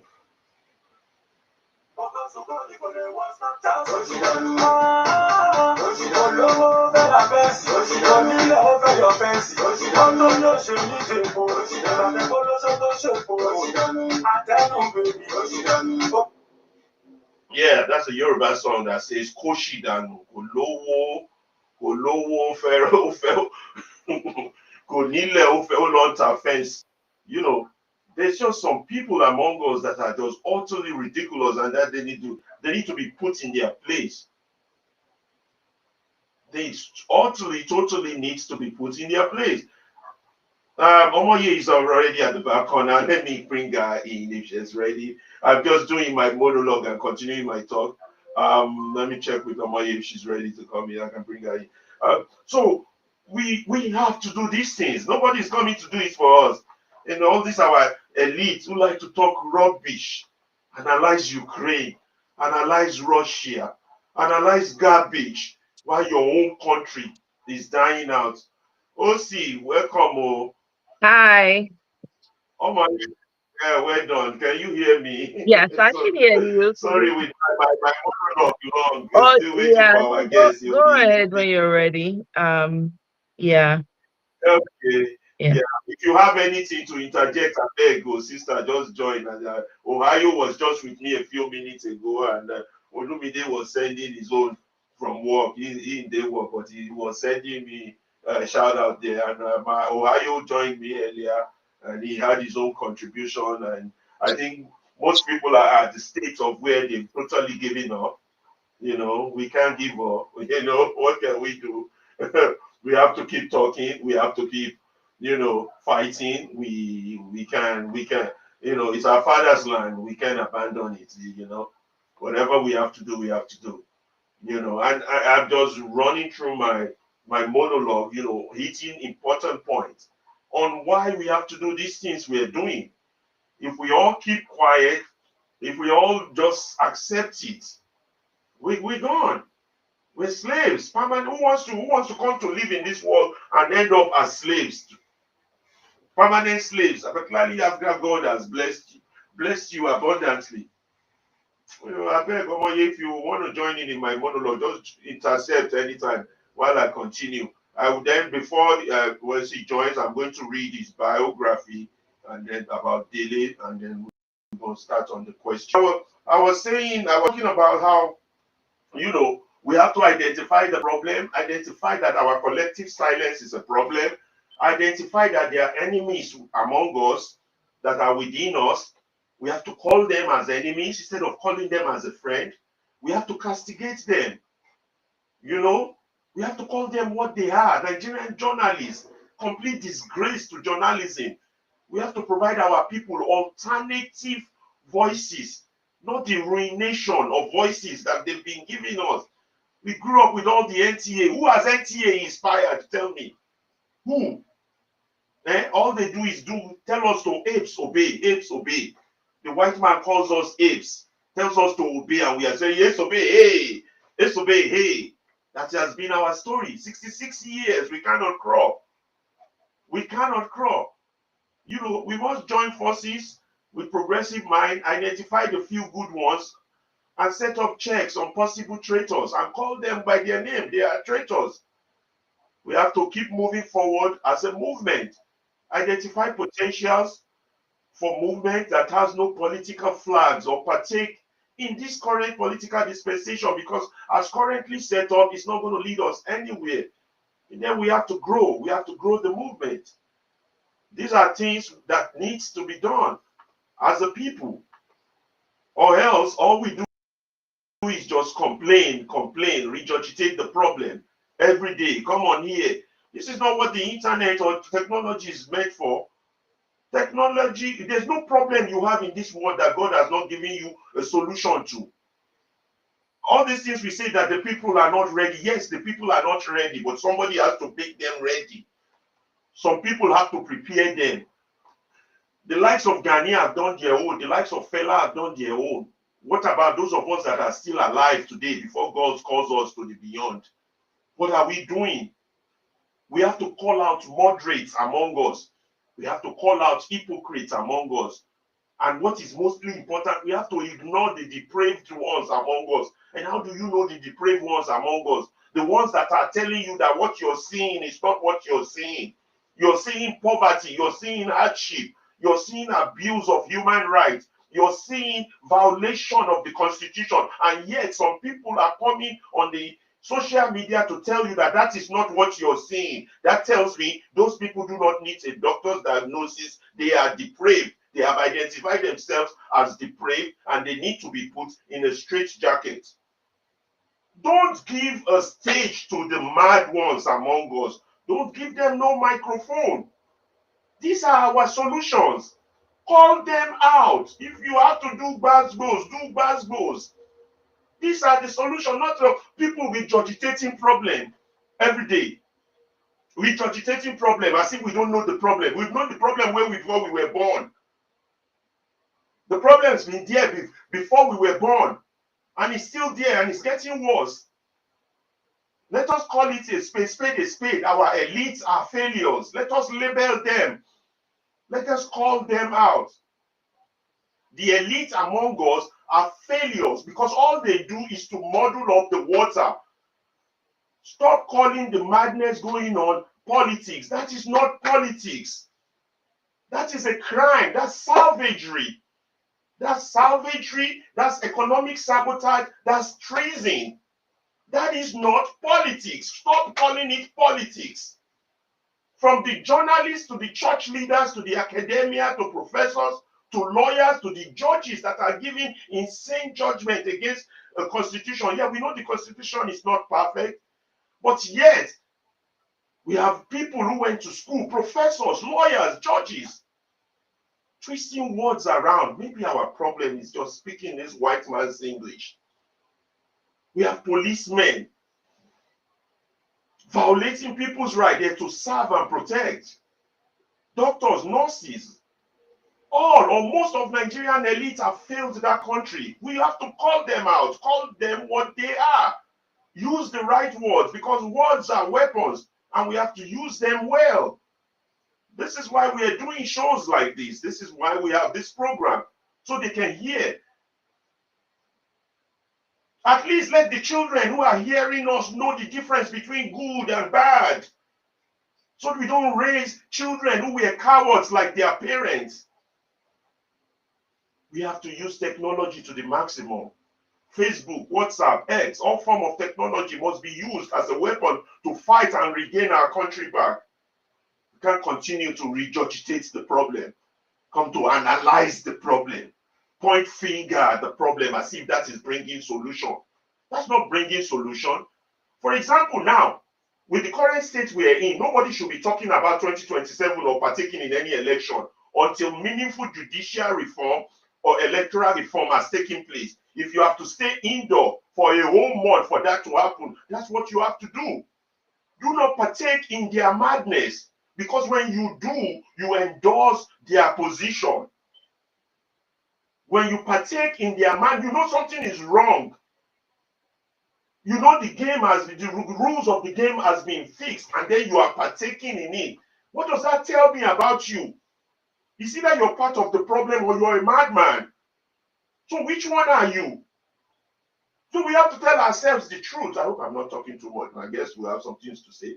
But we have to let people know why we are here doing what we are doing. You know, we have to let people know. This is what we are saying. We cannot continue like this. There has to be a change. We have to educate our people. People are not going to come back and do that for you.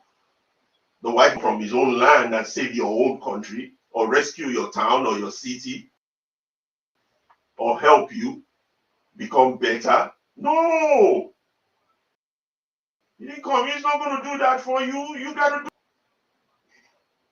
You have to do that yourself, and you have to call your brothers who are stupid and ignorant. You have to call them by their real names, so they know. You know, this is what we are talking about. People don't understand that, you know, once you don't have a home, you have nothing. You know, once you don't have a home, you have a system that's destroying you. What you want to do is analyze the problem, talk about this, talk about garbage. Your country is in total ruination. You know, but before 5 minutes before our guests join us, I will be reading the bios of our guests, Dele, and then yeah, and then we would be talking more. But these are the facts. We're not here to play games with anybody. People need to learn. People need to be educated. Yes, they want to. I don't understand Nigeria. They have the opportunity to motivate the people and lead them to greatness. But rather, they would rather look back and point fingers at the people and say, well, the people are not ready. Whoa, the people are not ready. It's your job to prepare the people. It's your job to make the people ready. It's your job. Since you've been privileged to go to a school, secondary school, university, it's your job to prepare the people. It's your job to enlighten the people. You do not have a light and put it under the table. You put it on the table where everyone can see. When you do not do that, then you are a failure. You are a loser. When you do put a clown in a palace, the clown do not become a king. The palace becomes the circus. Nigeria is a group of fools or court jesters. I think the dictionary word for them is nododoms or fuliamiri. We just have to get Nigeria back by getting the clowns out of the palace. Nigeria is currently a circus, and we have to deal with the clowns among us. We got clowns everywhere. Our collective silence, our failure to react, that's our problem. And then makes matters worse. You have some people who are actually paid to explain and justify the evils that have overtaken this land. And some are unpaid and they are supposedly educated and they are still fighting to preserve and promote this our sickening status quo. I don't even know how to explain that. That's just way beyond me. That's just like wow. People are really crazy. They're not even paid. All these internet trolls, foolish people like One Man to Mo, Kulata, Baba, and all those fools on that website, they're not even paid. And they are fighting to preserve and promote this sickening status. It defies logic.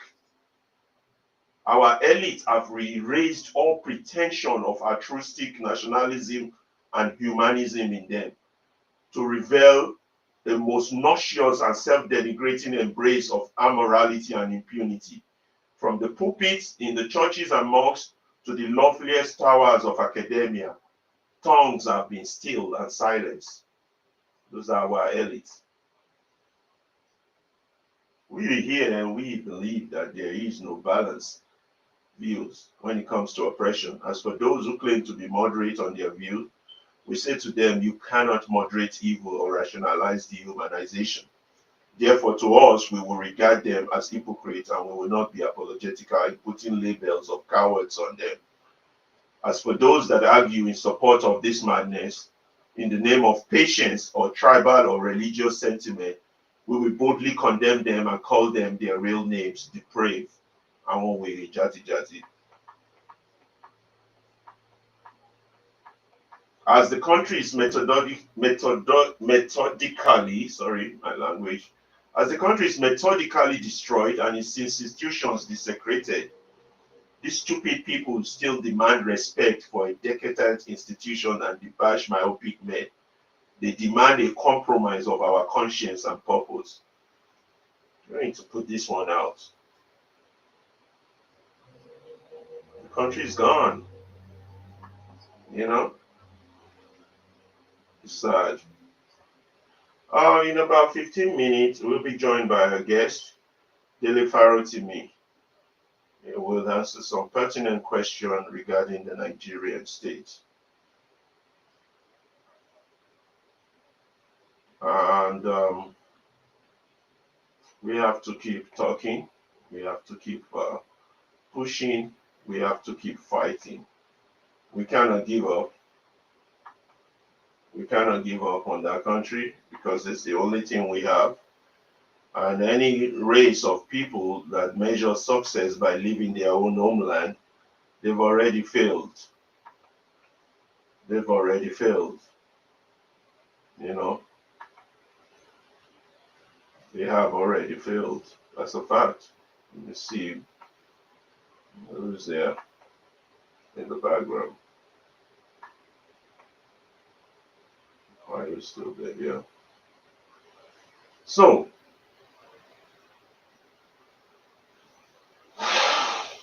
these are the kind of people we have raised as men.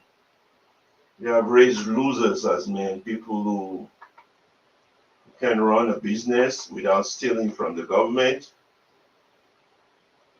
people who can do nothing. They can build cars, build roads, provide water.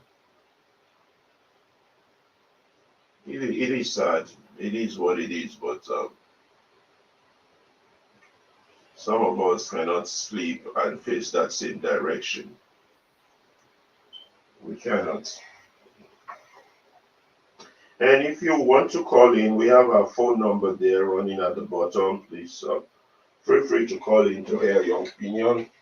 Feel free to join us in this discussion. Our guest will be joining us in the next 12 or 15 minutes, and we will be starting with our questioning. You know, one major fact we have to learn towards solution is that we cannot continue to regurgitate the oppressor's voices and opinion. We have to focus on the real people's voice. We have to provide alternative message to viewers. We have to reorientate them. We have to revolutionize the minds of the people and empower them while we aggressively tear down the elite's hegemony to information and their compromised nature in our plight. These are tough orders, but these are things we must do.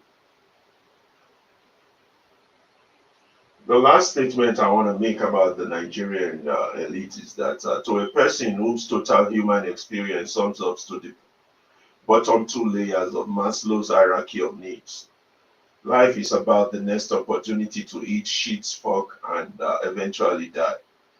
A society made up of such people cannot put together a government that is capable of planting trees instead of eating seeds. It cannot build roads, it cannot build sewers, water systems, schools, and hospitals. It will instead directly reflect the mental underdevelopment of its constituent people and become the world capital of open defecation and out of school children and extreme poverty. That's the state of our Nigerian elite.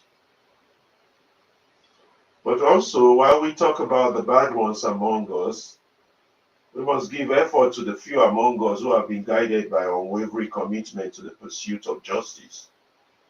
Our collective purpose in this life is to determine whether we, as a people and as a generation, will fulfill or betray that destiny.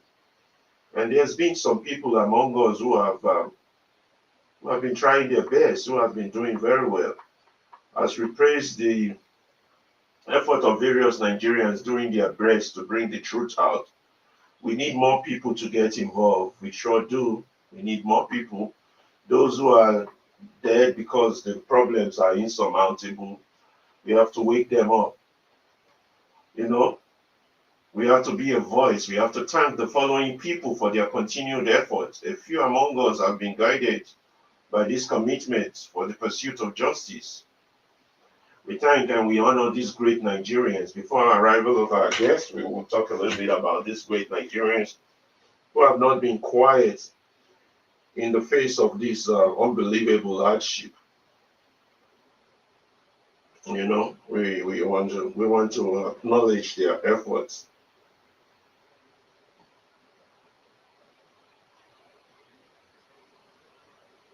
Yeah,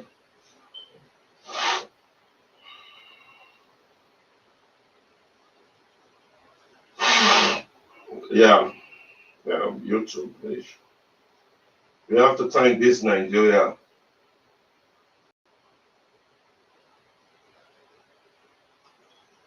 for their efforts.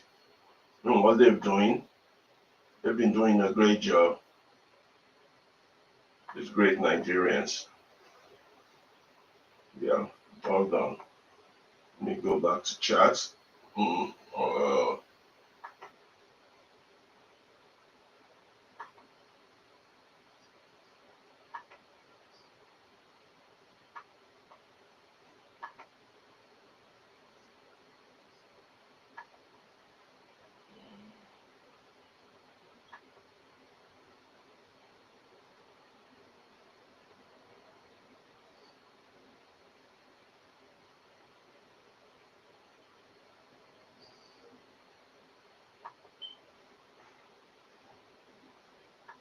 yeah, it is sad what is happening. It is real tragic.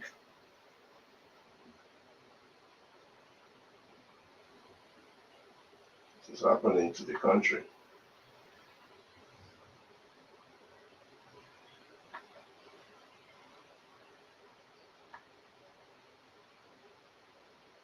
Okay, hold on.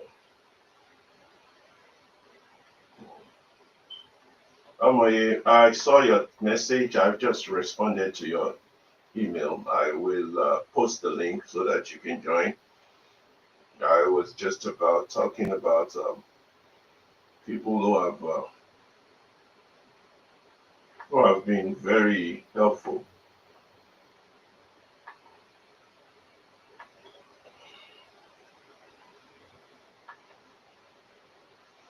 Yeah. So it's getting closer to our guest joining us. I just want to continue my monologue before the guest join us and talk about as we praise the effort of various in doing their best to bring the truth out. We need more people to get involved and be a voice we can thank the following people for their continual efforts. Our guest is one of them, Dele Farotimi. We wish we have 100,000 of him. Mayegun General Mobadiru of the Temple of Truth. We wish we have 100,000 of him. Omoye's Corner. She's one of them. She'll be joining us to interview our guest. Omoyele Showore. We wish we have 100,000 of him. Deji Adeyanju. We want to thank him for what he's doing. Dr. Charles Akwoki. He's doing a great job. We wish we had 100,000 of him. Aisha Yusufu, we wish we have 100,000 of her. Ben Jokes, we wish we have 100,000 of him. Mr. Elvis of Niger Watch and his lovely Edotes, we wish we have 100,000 of him. Along with Mommy Diaspora of Niger Watch. They're doing a great job in bringing the truth out. Omoye's Corner, we wish we have 100,000 of her. Very dark man doing his own part to salvage the country, which we have 100,000 of him. Adeola Fayewu, she's doing a great job, for which we have 100,000 of her. Ifeoma Edun, which we have 100,000 of her. Inibe Eyefiong is another great Nigerian who is doing a great job to bring the truth out. We wish we had 100,000 of him. Ned Media is doing a great job, and many others I can't remember to mention their names. Just like Fela Nicola Kukuti's efforts were not forgotten, and Gani Fawehinmi's efforts were not forgotten. I wish we had 1,000 of them in their days. Why there are those that belong to the Hall of Shame. People like Fani Kayode Reno Mokri, lawyer Onopasa, and one fool went to Mo. These are all a disgrace to humanity. Anyway, let's get back to the page and see how far.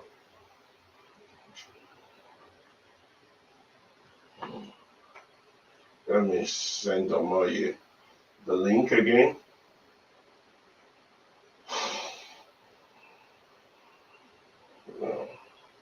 Let me post the link again.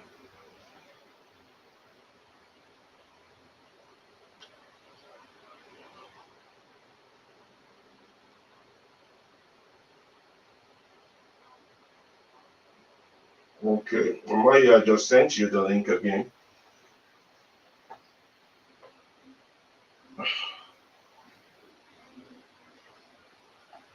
So a lot of people are doing great things, and we thank them. We acknowledge them.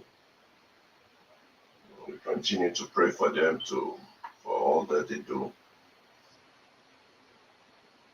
Okay, let's post the link. Our guest will be joining us in about 3 minutes. We will have some questions for them. We cannot give up and say the problems are insolvable. There's no problem that exists on earth that doesn't have solutions. There's absolutely no problem in this world. And let's see. Our guest will be joining us in a few minutes, and we will start our questioning.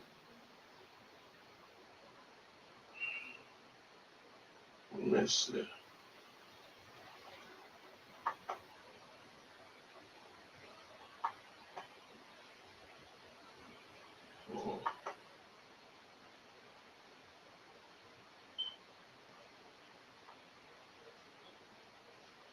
Yeah. So, welcome to the Movement Radio. We are the alternative radio station dedicated to the enlightenment of the Nigerian mind. And today we have the honor of having as guest Dele Farotimi. You will be joining us momentarily for us to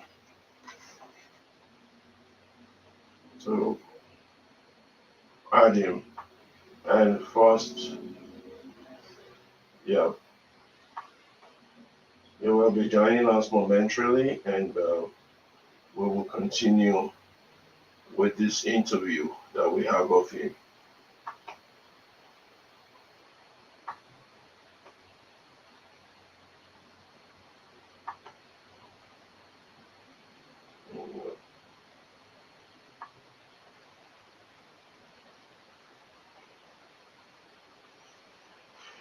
Yeah, we thank God.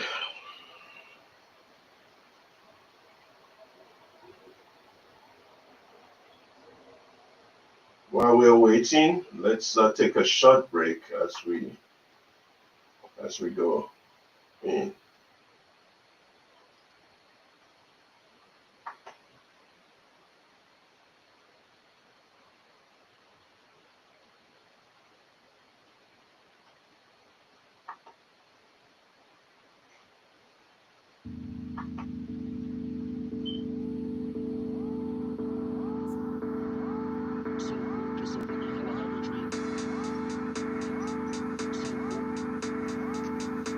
We'll take a short break and we'll be right back.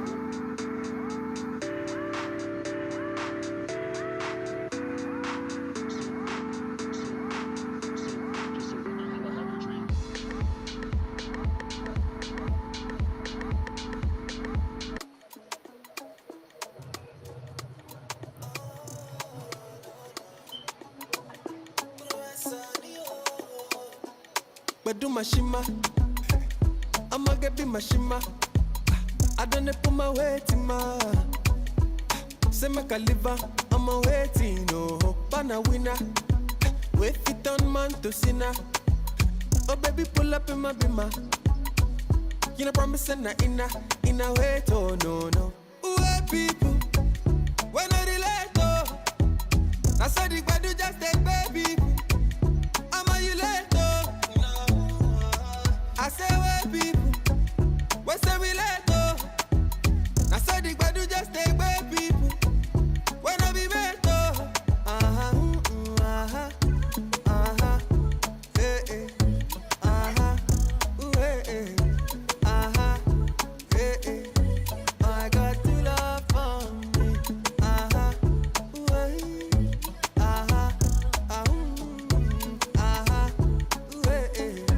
I got to love. Chad Malin ain't no ghost writer. How I they give them better lamba? Pull my weight, ain't no boss tighter. Oluwa too much, oh. Oluwa too much, oh. Man just they ask why you still love on me. Baba you too much, oh. Man still they ask why you too love. Ooh, people, when I relate, oh. I saw the bad just take baby. I'm a you late, oh. I say, wait, people, what say we late, oh. I said the bad just take baby people. When I be better, hey, hey, hey, hey, I got to love for me, I got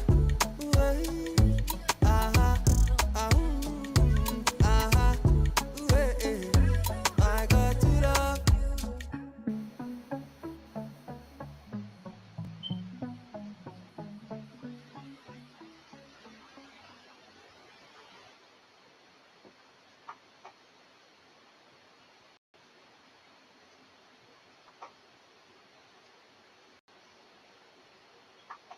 Yeah, welcome to the Mobile Radio.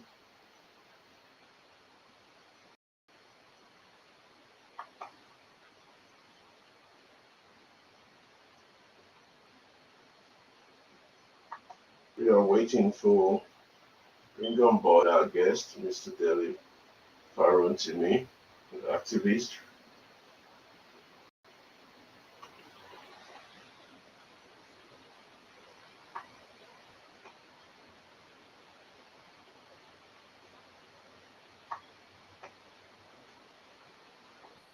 Yes.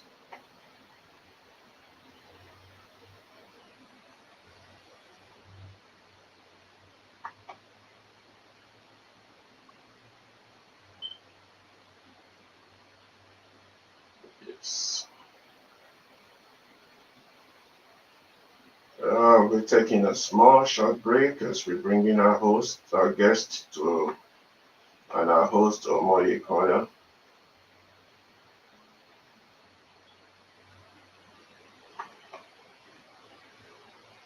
Yeah.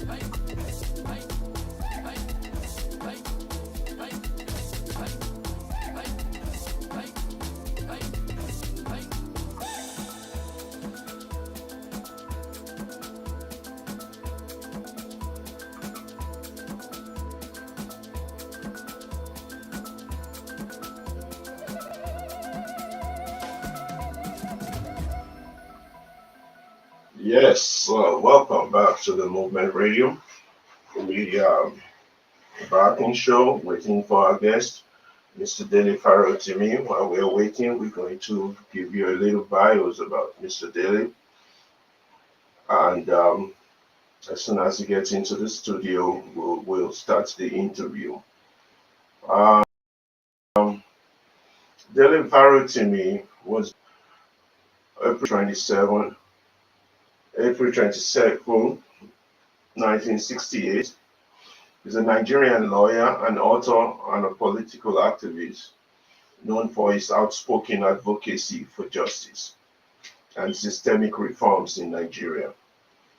He has gained prominence for his writings and public speeches and media appearances, critiquing Nigerian political structure and societal challenges.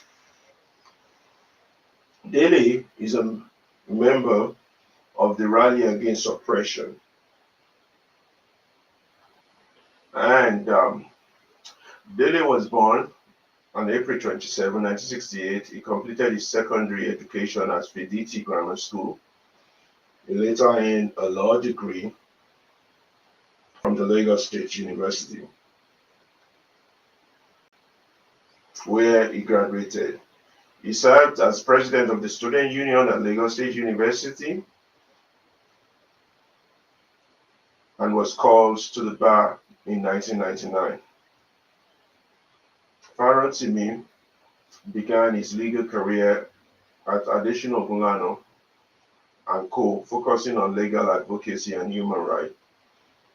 Over the years, he became known for his work in promoting justice, social change in Nigeria. He practiced law actively until his retirement in 2018 at the age of 50. In addition to his legal career, Farotimi is a published author. His book, Do Not Die in Their War, explores issues such as corruption, governance, and the rule of law in Nigeria. The book has been noted for its critical perspective on systemic challenges in the country and has received attention for its analysis of Nigeria's political landscape. Dele Farotimi was arrested in Lagos State on December 3, 2024, and extradited to Ekiti by the Nigerian police in connection with his book, Nigeria and its Criminal Justice System. The arrest follows allegations of defamation brought against him by Afe Babalola. Farotimi detention sparked a wide range of Farotimi's detention sparked a wide range of outrage, with activists and legal practitioners and civil society organizations condemning the action as an attempt to stifle free speech and dissent. In response, his supporters organized protests with the hashtag Free Dele Farotimi Now, and they launched a social media campaign and initiated legal action demanding his immediate release and urging the Nigerian government to uphold democratic principles. Social media play a critical role in amplifying the hashtag Free Dele Farotimi Now campaign. The hashtag trended across the platform like Twitter, Instagram, and Facebook, and prominent figures in Nigeria's legal and entertainment industries joined the call for his release. The protest began with physical demonstration in major cities, Lagos, Abuja, and Ado Ekiti.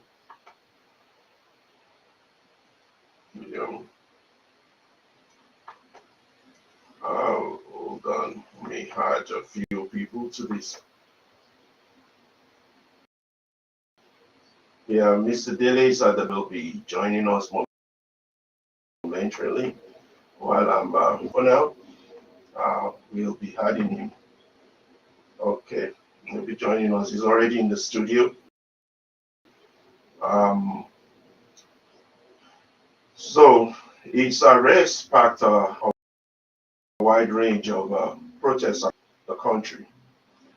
and several Nigerian legal and entertainment industry joined the call for his release.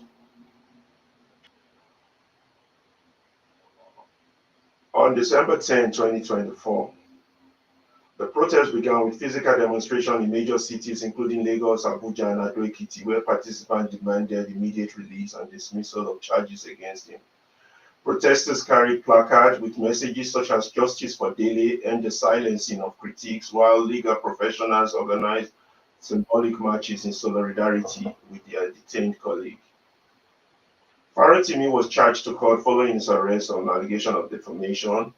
The case, filed by the Nigerian police, accused Farotimi of 16-count charge, and the case, I believe, was later dismissed. Later, Farotimi was bailed with a sum of 50 million following his arraignment on charges of defamation.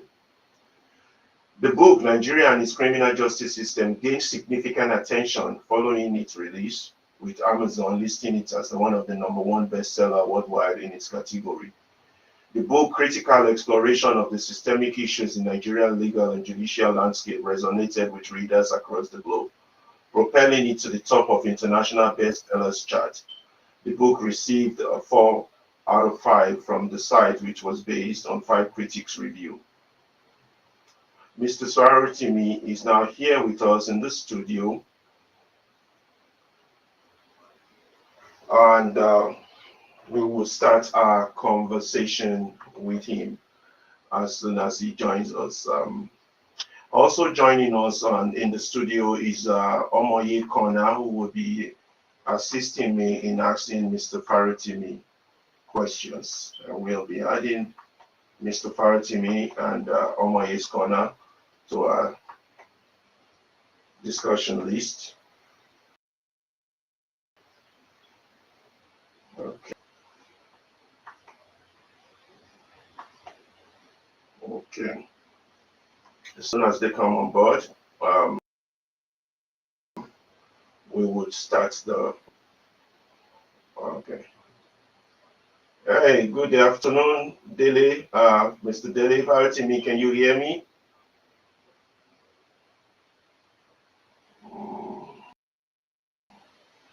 Yeah, the audio is not coming out fully yet. Network, I guess. Can you hear me? Okay. Can you hear me? Let me add you.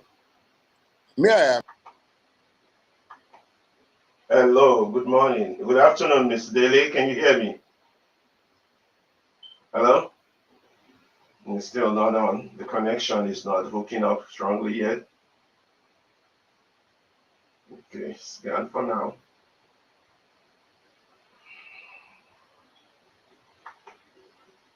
Okay.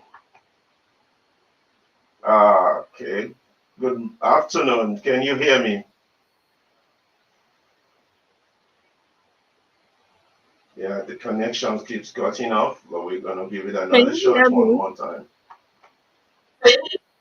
Yes, I can hear you, Omoye. I'm trying to Oh see if my you can hear Mr. God, this Daly. is He's on the crazy. Yeah, No, not sure. I can hear you, Omoye. Yeah, I mean, it keeps kicking me out, and I'm even trying to put on camera. Well, It's not letting me. So nice seeing you. Yeah. We'll give it a shot one more time. It's putting Mr. Daly out, so but we'll give it a shot one more time. Okay. Yeah, but I can hear you clearly, Omoye. okay, Is apart from the camera, but your audio seems to be very stable. okay, Okay. Yeah, your audio is very clear. all right. And Mr. That's Daly is trying to join me, good. but it keeps kicking up. It's just a camera now, I guess. And it's the camera that's not joining yet. We'll wait for Mr. Daly to join us one more time. Let's see. We get on the phone with him. It just let me send the link again. Okay.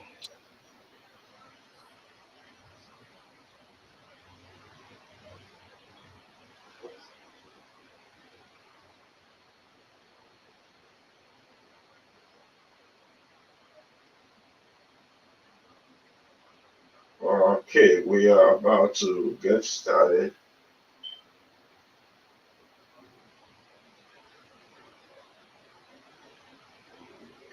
Okay, we are having slight technical. We are waiting for the link to be connected, and then we'll get started with the interview.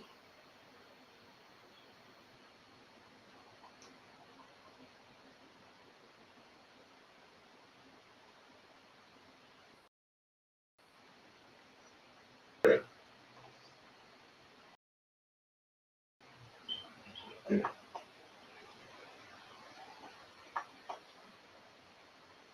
You are in fully, Amoye, and I can hear you. We're waiting for Mr. Dele to join us. He has already joined us, but I think the network is creating slight problem.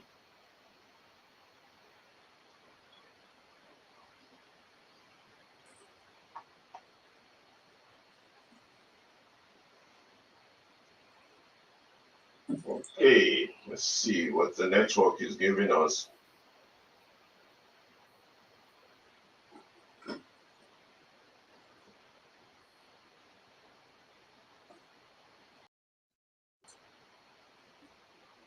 Waiting for our guests to join us. The network is pretty bad.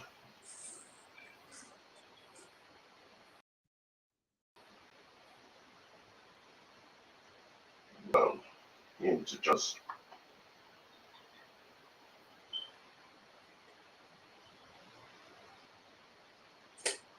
okay.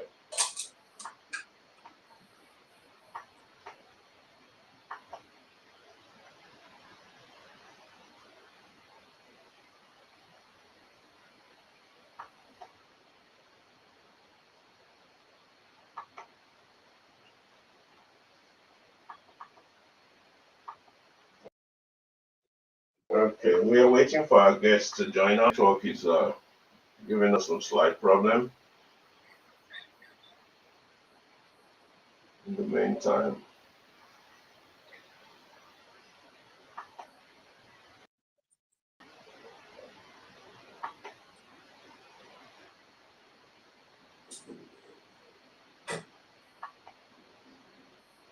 okay, let's see. The network is giving us a little problem, but we're still waiting for him to join us. Let's see. Oh,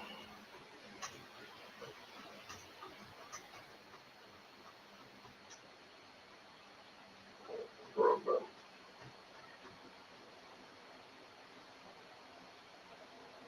Okay.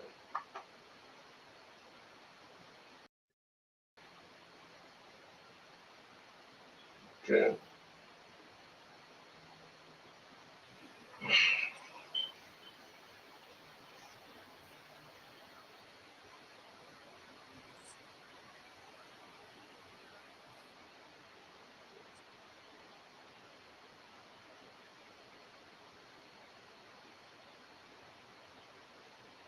Okay, we are waiting for our guest. We are having network connection issues. We're hoping we can fix that before the time he's spending with us expires. Still waiting on him. Let me see. Okay.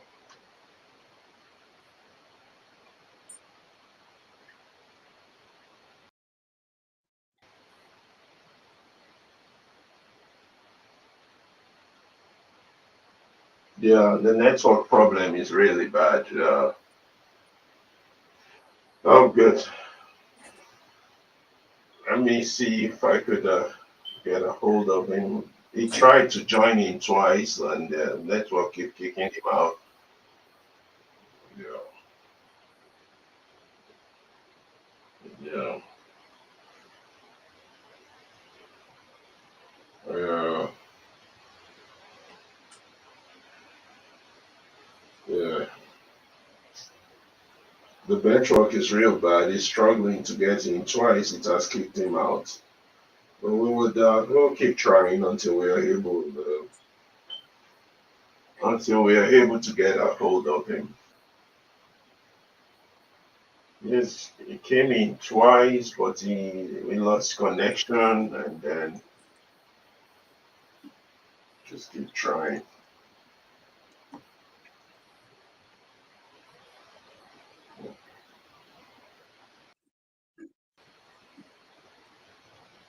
We'll give it a shot one more time. And he only has an hour to spend with us, and the network have taken almost half of that. Yeah, that's not so good. And just like yours was freezing, Omoye, I guess his own was also given the distance. There's no problem. We will keep trying.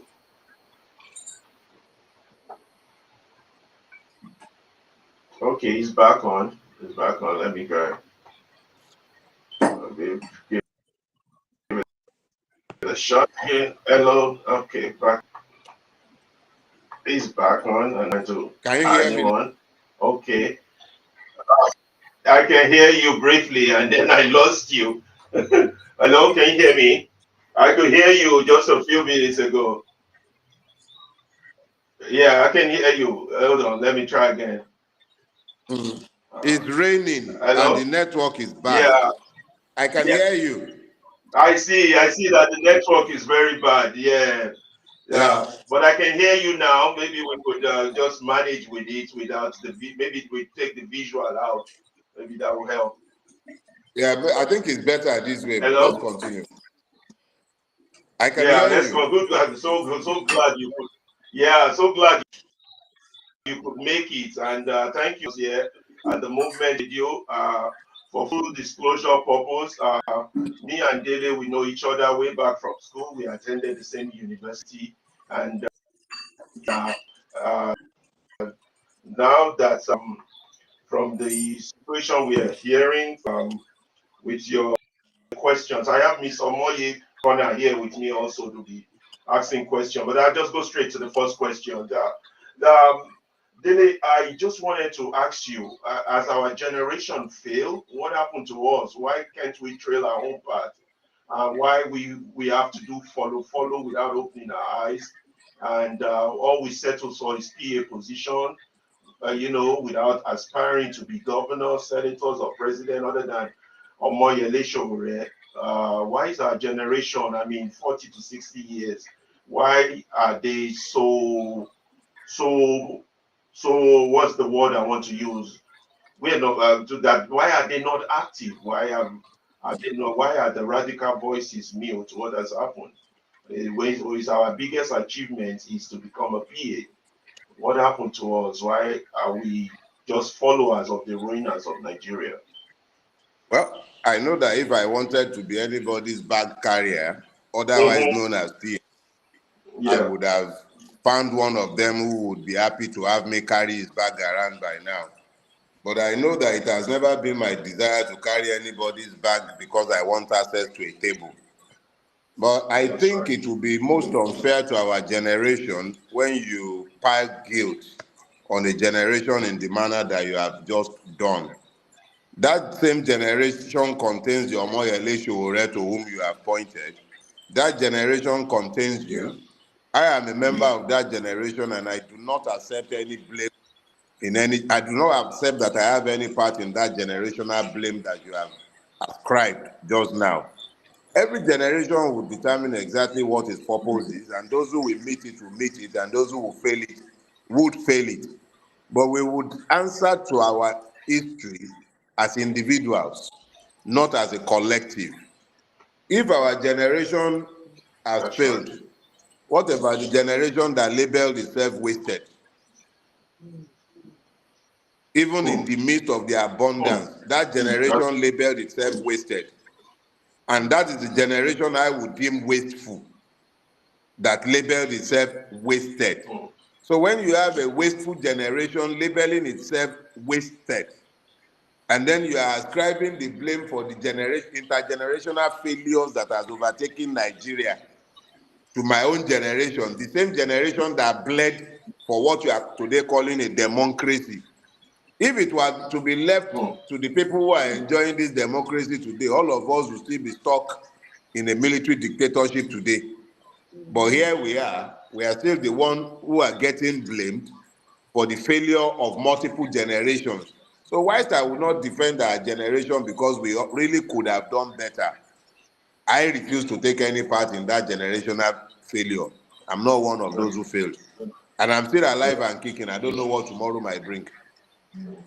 Yeah. Thank you so much, Dele. My Mr. Omoye will be joining me and asking questions. But my next question is on the issue of law enforcement in Nigeria within the system of the feudal system that we find ourselves. The concept that I call big manism, which you rightly label as the feudal system. For example, when you were arrested and charged, they had to ask you to put a $50 million bill down with someone who has a property in Abuja. It seems to me that our legal system in itself recognizes feudalism. So people who don't have property in Abuja cannot stand as surety for somebody on a bill. The whole system just stinks to the high heavens, including the issue I also want to touch on is the fact that our people still wear the white man's wig as a symbol status for lawyers. I know you stopped practicing law. I just wanted you to talk a little bit about this issue of feudalism, $50 million bill, the legal profession. You've written a book on that. Don't have to speak much on that. And what's the hope for the ordinary man if you're a citizen and you're not citizen enough to bail someone out? Well, the legal system we have is the one we designed. And what you design is a function of the purpose you have for what you are designing. Point of two corrections very quickly. One, it wasn't dollars, it was naira. And then secondly, Okay, the property wasn't meant to be in Abuja, it was meant to be in Ado-Ekiti. But that is without prejudice to the fact that the poorer you are, the less likely that you are going to get any justice within the Nigerian legal system. And look, you can talk, they can wear their wigs every day of the week if they will do justice.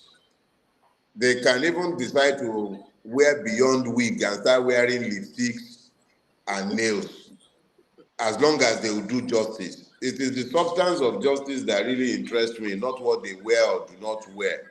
Everything in law is essentially about traditions. Since we have become more traditional than the British who evolved the wig, since the Americans do not require wig, even though they were colonized and gained independence long before us.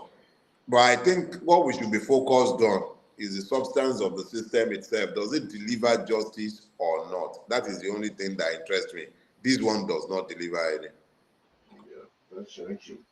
Yeah, Omoye, you want to throw one at him before I go next? Omoye. Can you hear Okay, me? let me go. Yeah, I can hear you. Okay. Yeah.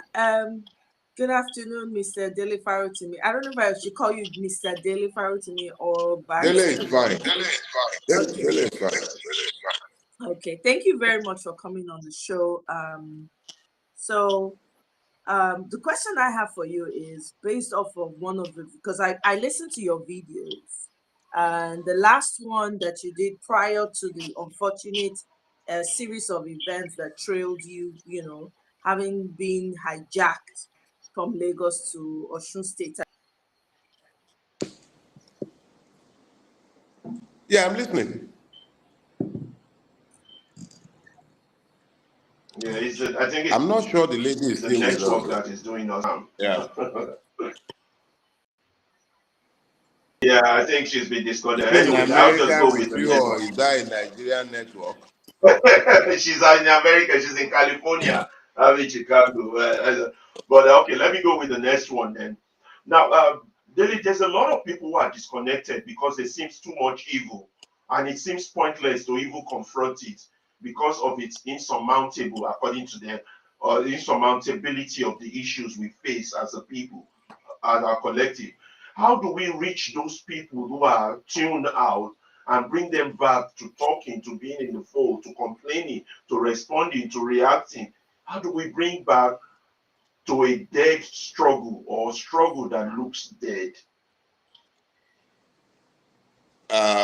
Ferreira, Yeah, we've been knowing ourselves for over 3 decades. that's right. In all those years, I'm not sure you've ever seen me once when I have ever stopped this struggle. Now, That's right. I've gotten to a point in my life where I don't care if people decide to be detached. That's their business. If they believe that all they have come to this life to do is eat, sleep, pardon my French, fuck, drink, smoke, and die. That's their call. It's not for me to be connecting people. I'm not a connecting rod. I'm simply living my own life. I'm not Voltron. I'm living my life doing what I believe to be right. And if they elect to detach themselves and simply exist, live, and die, it's their call. I cannot begrudge them that. And I'm fine with it. It's gotten to the point where if you go into my archives, if you went to my website, delefarotimi.com, one of the essays on my site is titled, "I Do Not Write For You."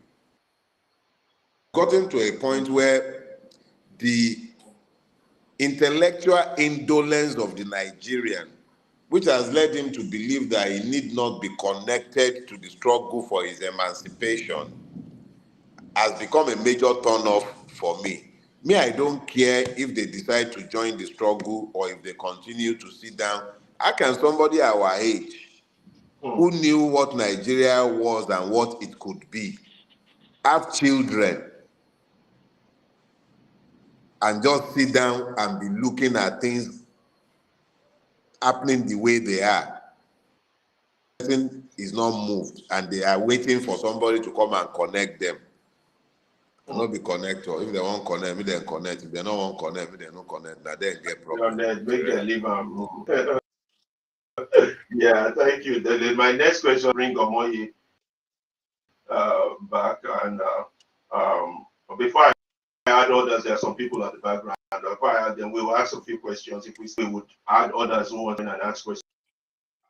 The next question I want to ask has to do with some of your weekly sermon, where it emanates from that, which is the one you gave on us getting to the critical mass, and I noticed, particularly with Nigerian politicians, Obi in particular, because Obi tends to attract crowd for one reason or the other, saying that when he was asked about what's next after that election debacle, he said, okay, it's left up to the people. That's what I remember vividly Obi said. Now, I know you are more about we got to get to a critical mass for a meaningful change, for us to start to see a meaningful change. I'm on this critical mass based on one of your sermons, this issue that I'm asking. We keep saying the people are not prepared, they're not ready. And centuries, I understand, centuries of abuse, sedation, miseducation, misorientation, subjugation of their mentality must have given them that slave mentality. Do you think those of us, someone like you, someone like Obi, someone like me, I'm not a popular, but who know better, have a responsibility to try, to keep trying? It's not that you have not tried, to keep trying to start to prepare them. And this, of course, which brings us to the issue of the Nigerian elite, which you have touched reasonably, and we don't have elites. They're dead wood, because that's who they are. A total failure and complicit in the crime against our people. To the few, because like I'm taking the words of Dele Ogun now, because we tend to, Dele Ogun said that the intellectuals tend to use the word we in the wrong context, because in assuming that the we they are referring to is a collective of the people that know, or a majority of the people that know. So do those few who know better have a responsibility to keep preparing those who do not know? I know that question sounds convoluted, but do you get an idea of where I'm going? Dele? Okay, we lost him again. I don't think he got that question. I would. I think we. Uh, let me see what's happening. Mr. Jane Rudolph is on the background also. Kick Dele out by accident and see. Okay, Rudolph OC. Let me wait. Hold on.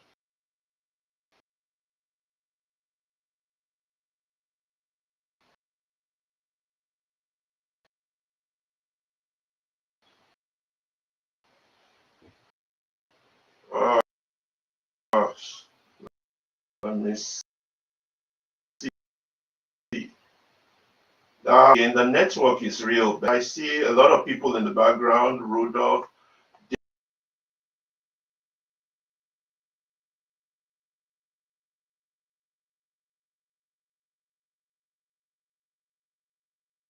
Okay, let me get Dele back in.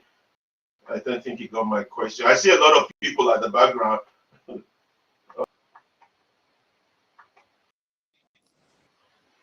Can you trying to hear me get now? Dele back. Lost him again due to the Can you network hear issue. me? Ah, Can you hear me now? I can't get this one. It's not letting me. Okay. Me, I can hear you. Oh, where is network issue? Well, I'm getting my see him in the back, but it's not connecting. We can hear you.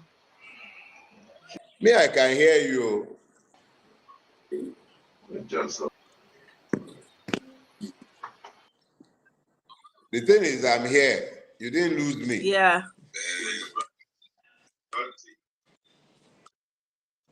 We can hear You didn't you. lose me. I'm right here. I think Pereira himself is the one whose system is having the problem. Yeah. It is.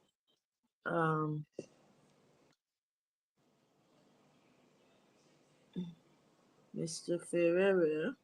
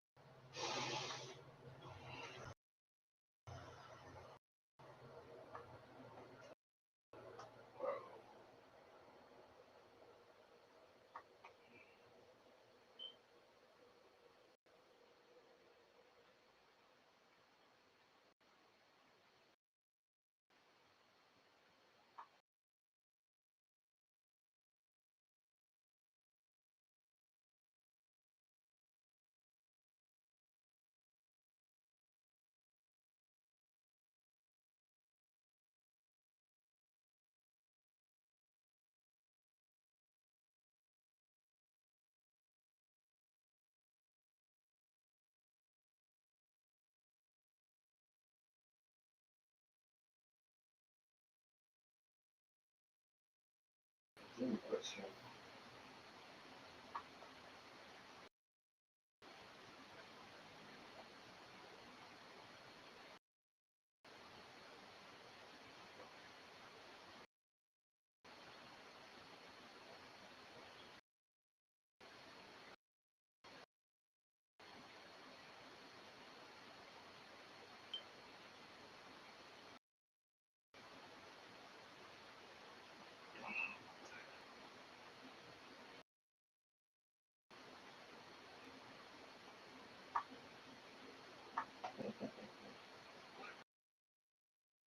I don't know what's going on.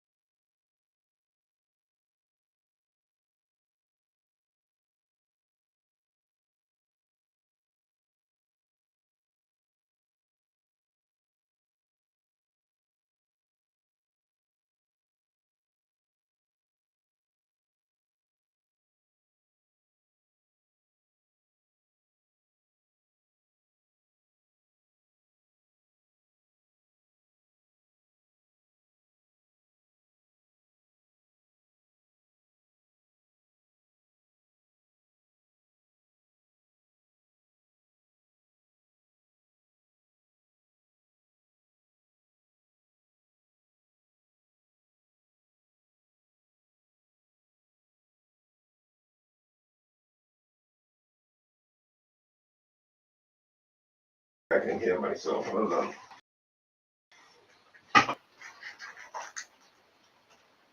Can you hear me? Uh, I can't hear myself. But can't hear you.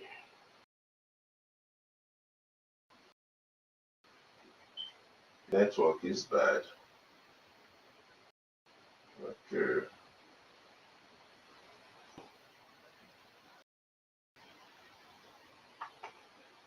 Hear me now? No.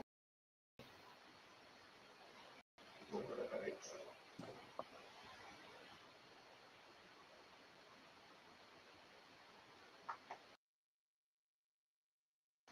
Yeah, can you hear me now?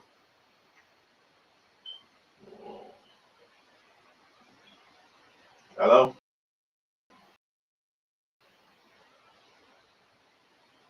Can you hear me?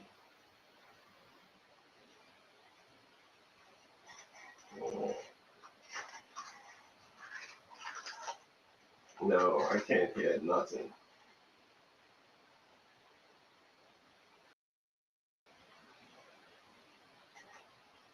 Oh. Can you hear me? Can you hear me now? Hello?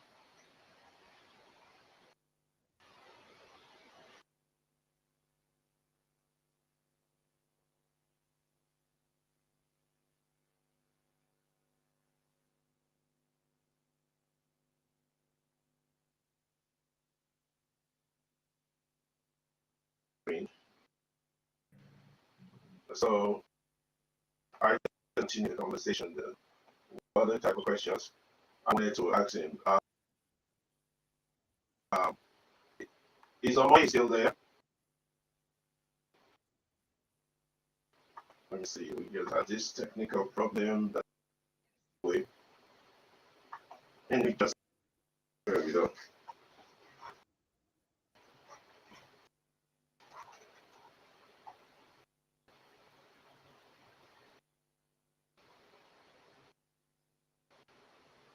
Well, I was planning to ask him before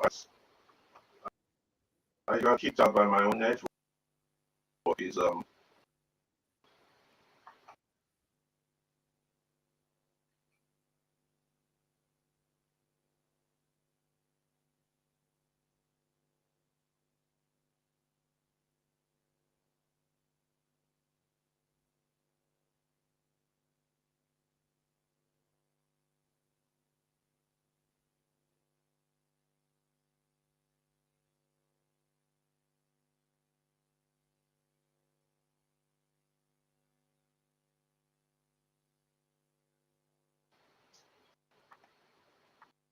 this is interesting.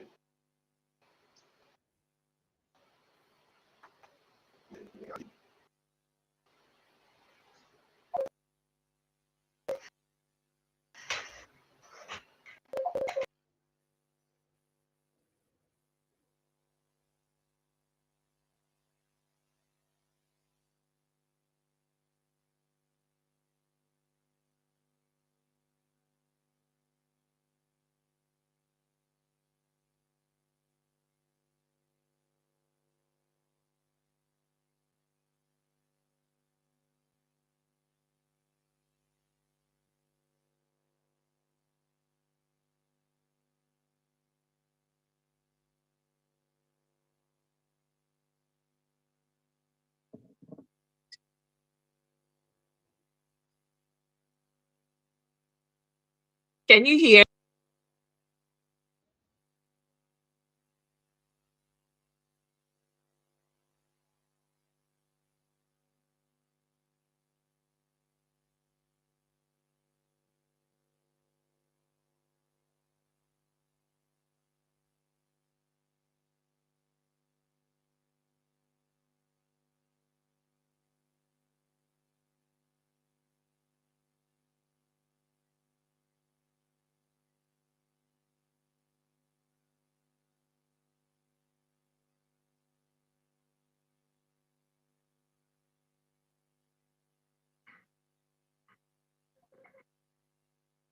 Can you hear?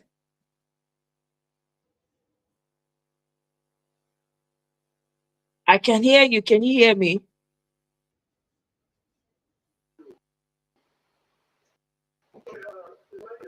Can you hear me?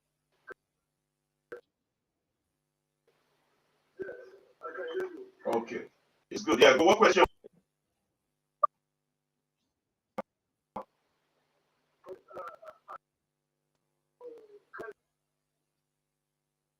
His volume is a bit low. Or maybe it's from my end. I can't hear anything anymore.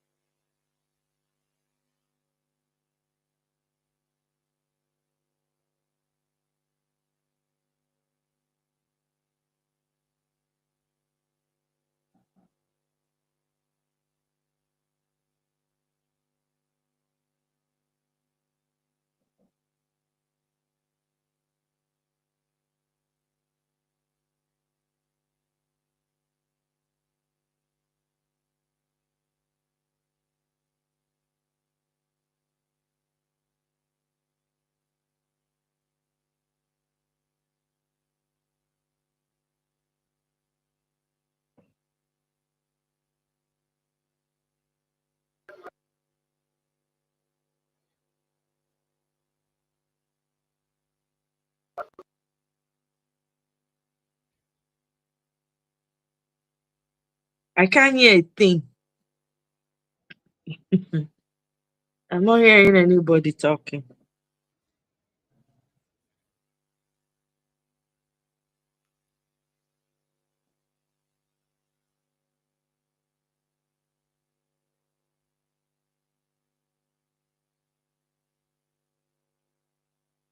I, you cannot hear anything. Some audio are working well. But me, I can hear you, Mr. Now I can hear you. I can hear you now, but I can't hear. I can hear you now, Mr. Ferreira. I can't hear anymore. And Mr. James, very subtly, but I can't even hear anymore.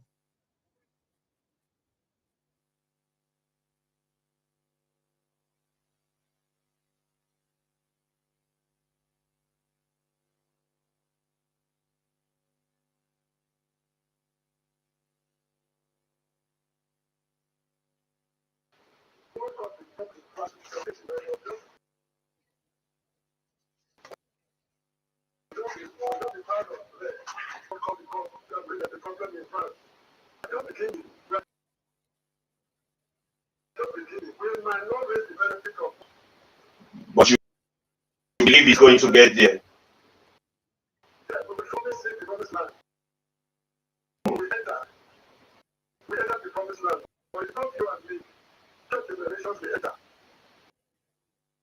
Yeah. That's right.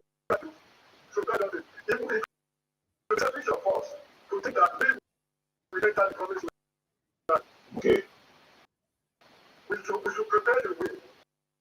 So that the young generation will take up that person.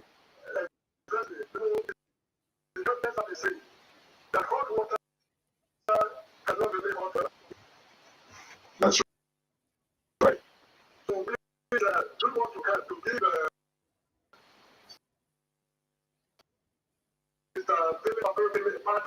Yeah, they're doing wonderful things. And we just have to encourage him. He's doing great, wonderful things. And we cannot.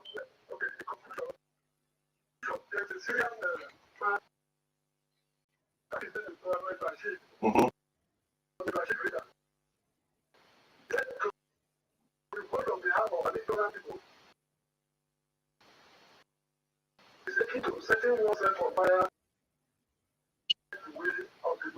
Hmm.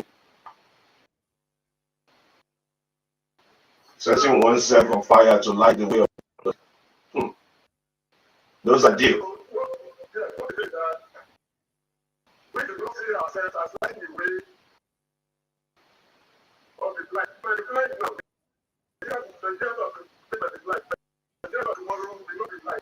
That's true.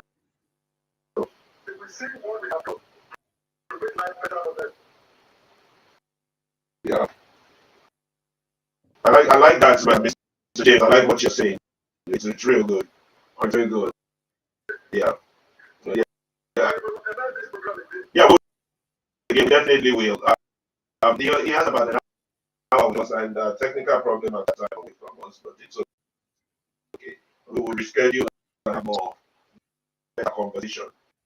You know, even when Omoye was trying to ask a question, kicked out and all that, and there were a lot of people in the background earlier. There was Rudolph. There was about 8 or 9 people, and then I got frozen. You know, I I got frozen because we had too many people in the background. I don't know how this thing work.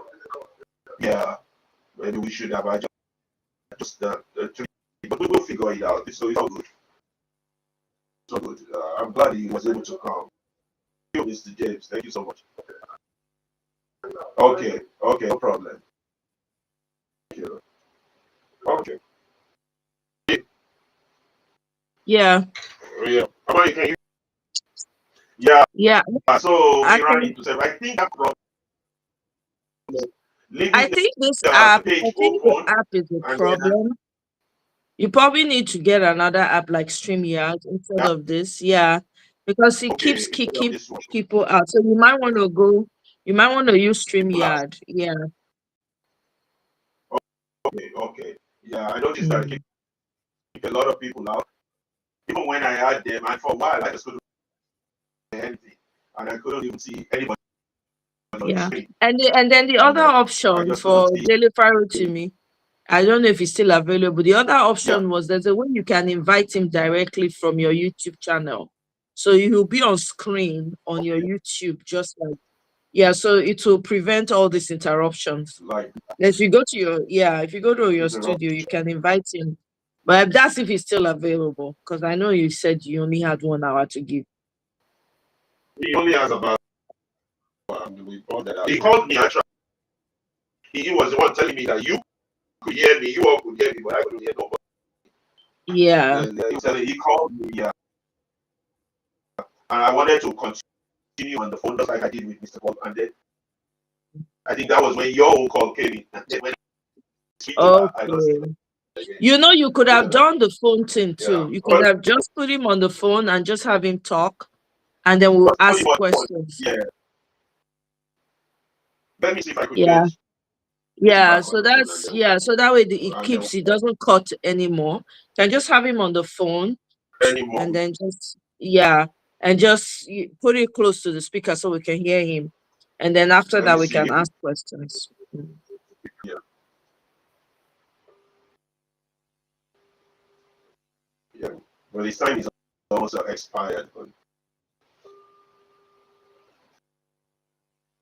well, it's good. We're using technology to solve our problem. We're learning also technology. It's not too bad. Yeah, he's picking up. He must have another immediate engagement. Yeah, he was the one who let me know that that you all hear me, but I couldn't hear you. And while I was trying to answer your call, I lost him again. But that was good though. We were able to throw in at least about a few questions. At least about 3 or 4. 3 or 4. Good. We'll reschedule this one.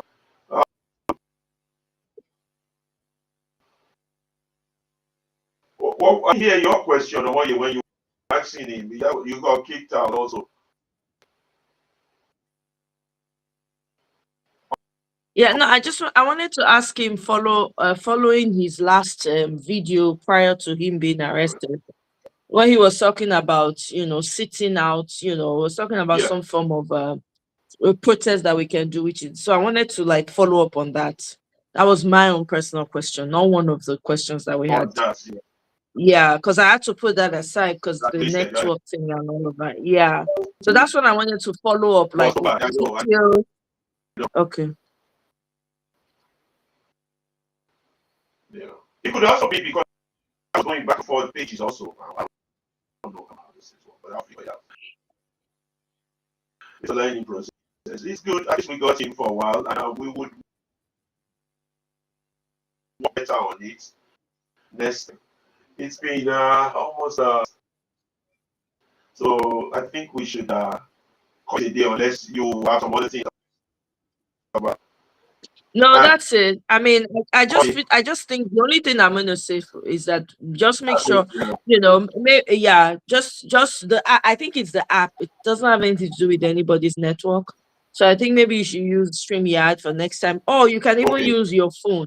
You can use WhatsApp and just put a call, let them put a call through. okay, So yeah. Anyway, great job. I mean, great okay. effort for today, I We'll guess. do that That's then. what I can say. Yeah. All right, Yeah, guys, have yeah, a great wonderful efforts. day. I agree. And thank Mm. you, Mr. States. Yeah, thank you guys. Thank you, Mr. James. Thank you.